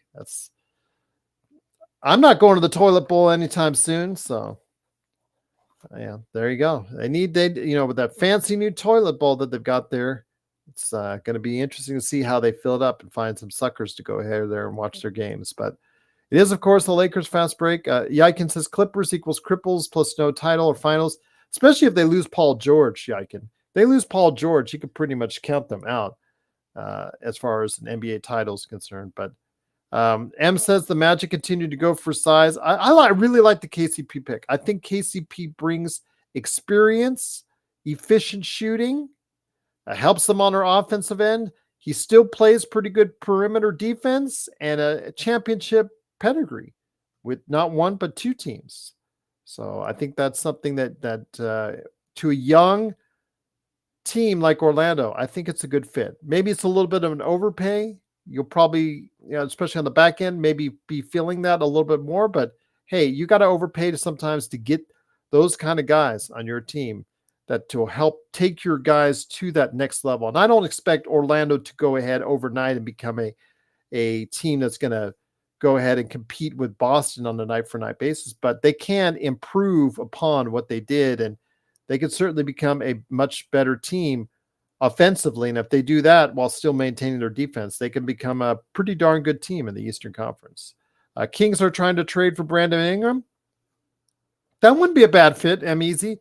That wouldn't be a bad fit, but it looks like New Orleans is trying to go ahead and make a lot of changes. So, yeah, that wouldn't be a bad fit at all. The Kings are a win-now team. The Kings have indicated with their movements during the draft the past few days that they are a win-now team. So, yeah, I'm not surprised by that at all. We'll see that if it happens, and we'll report on it here. Again, if anything major happens later today, I will go ahead and come back on for a late-night Lakers fast break. Maybe Joe will join me. Maybe not. Maybe some of the other guys from the panelists will join me. Maybe they won't. We'll see. Sports Baby says, Joe, as he goes, Kings, would you be a contender? You agree? I think they'll be a little bit better than they were before. That's for sure. Sports Baby. And they were a 8th place team in the Western Conference. So, actually, I'm sorry, 9th place team in the Western Conference because they lost to the New Orleans Hornets. Yeah. Makes them a little bit better. But again, they, like the Lakers, need much more. They need a bigger improvement in the talent level in order to get them higher up in the Western Conference standings. So we'll see what happens. Again, it's Gerald Glassford. I want to thank everybody for watching and listening. Truly, I appreciate it. Once again, the Lakers' major signing was Max Christie with 4 years, $32 million going to the Los Angeles Lakers as far as retaining his services. Where he's going to fit in this rotation is something that's, I guess, JJ's going to have to figure out, because you're now paying him money, real money, in order to go ahead and play. If not, come January, you're probably going to go ahead and look to trade him and move off that contract. It's not a huge contract to move, so it shouldn't be too difficult to do so if it doesn't pan out. So we'll see. But once again, it is the Lakers Fast Break. Truly appreciate you joining us. I'm going to go ahead on out. I'm going to go ahead and drink some water. I'm going to go ahead and keep my eye on things because the NBA free agency is moving. It's not moving fast, that's for sure, but I think there's going to be a flurry a little bit later today. So most likely I will be back today to recap some of the things that have gone on in my absence in the interim. But yeah, we'll be coming up later today with a late night Lakers Fast Break, most likely. Will we have good news on LeBron James and the Lakers? Hopefully we will, but we will go ahead and let you know later tonight on a late night Lakers Fast Break, wrapping up any other free agent news. We're going to go ahead. Joe says Max stinks. What I tell you guys, he doesn't like Max. So there you go. But he's now 4 years, $32 million richer. Get it if you can. Joe, it's January 15th. For him, just to let you know, it's January 15th. He cannot be traded in December. He can be traded in January. Just to let you know. But once again, it is, of course, the Lakers Fast Break. I will be having some dinner. Absolutely. A Sports Baby. It's morning time for you, Monday morning for you, Xbox, Aussie, everybody out there. Truly appreciate all around the world, Philippines, wherever you are that catch us every time out. We cannot thank you enough and truly appreciate your support right here at the Lakers Fast Break Podcast.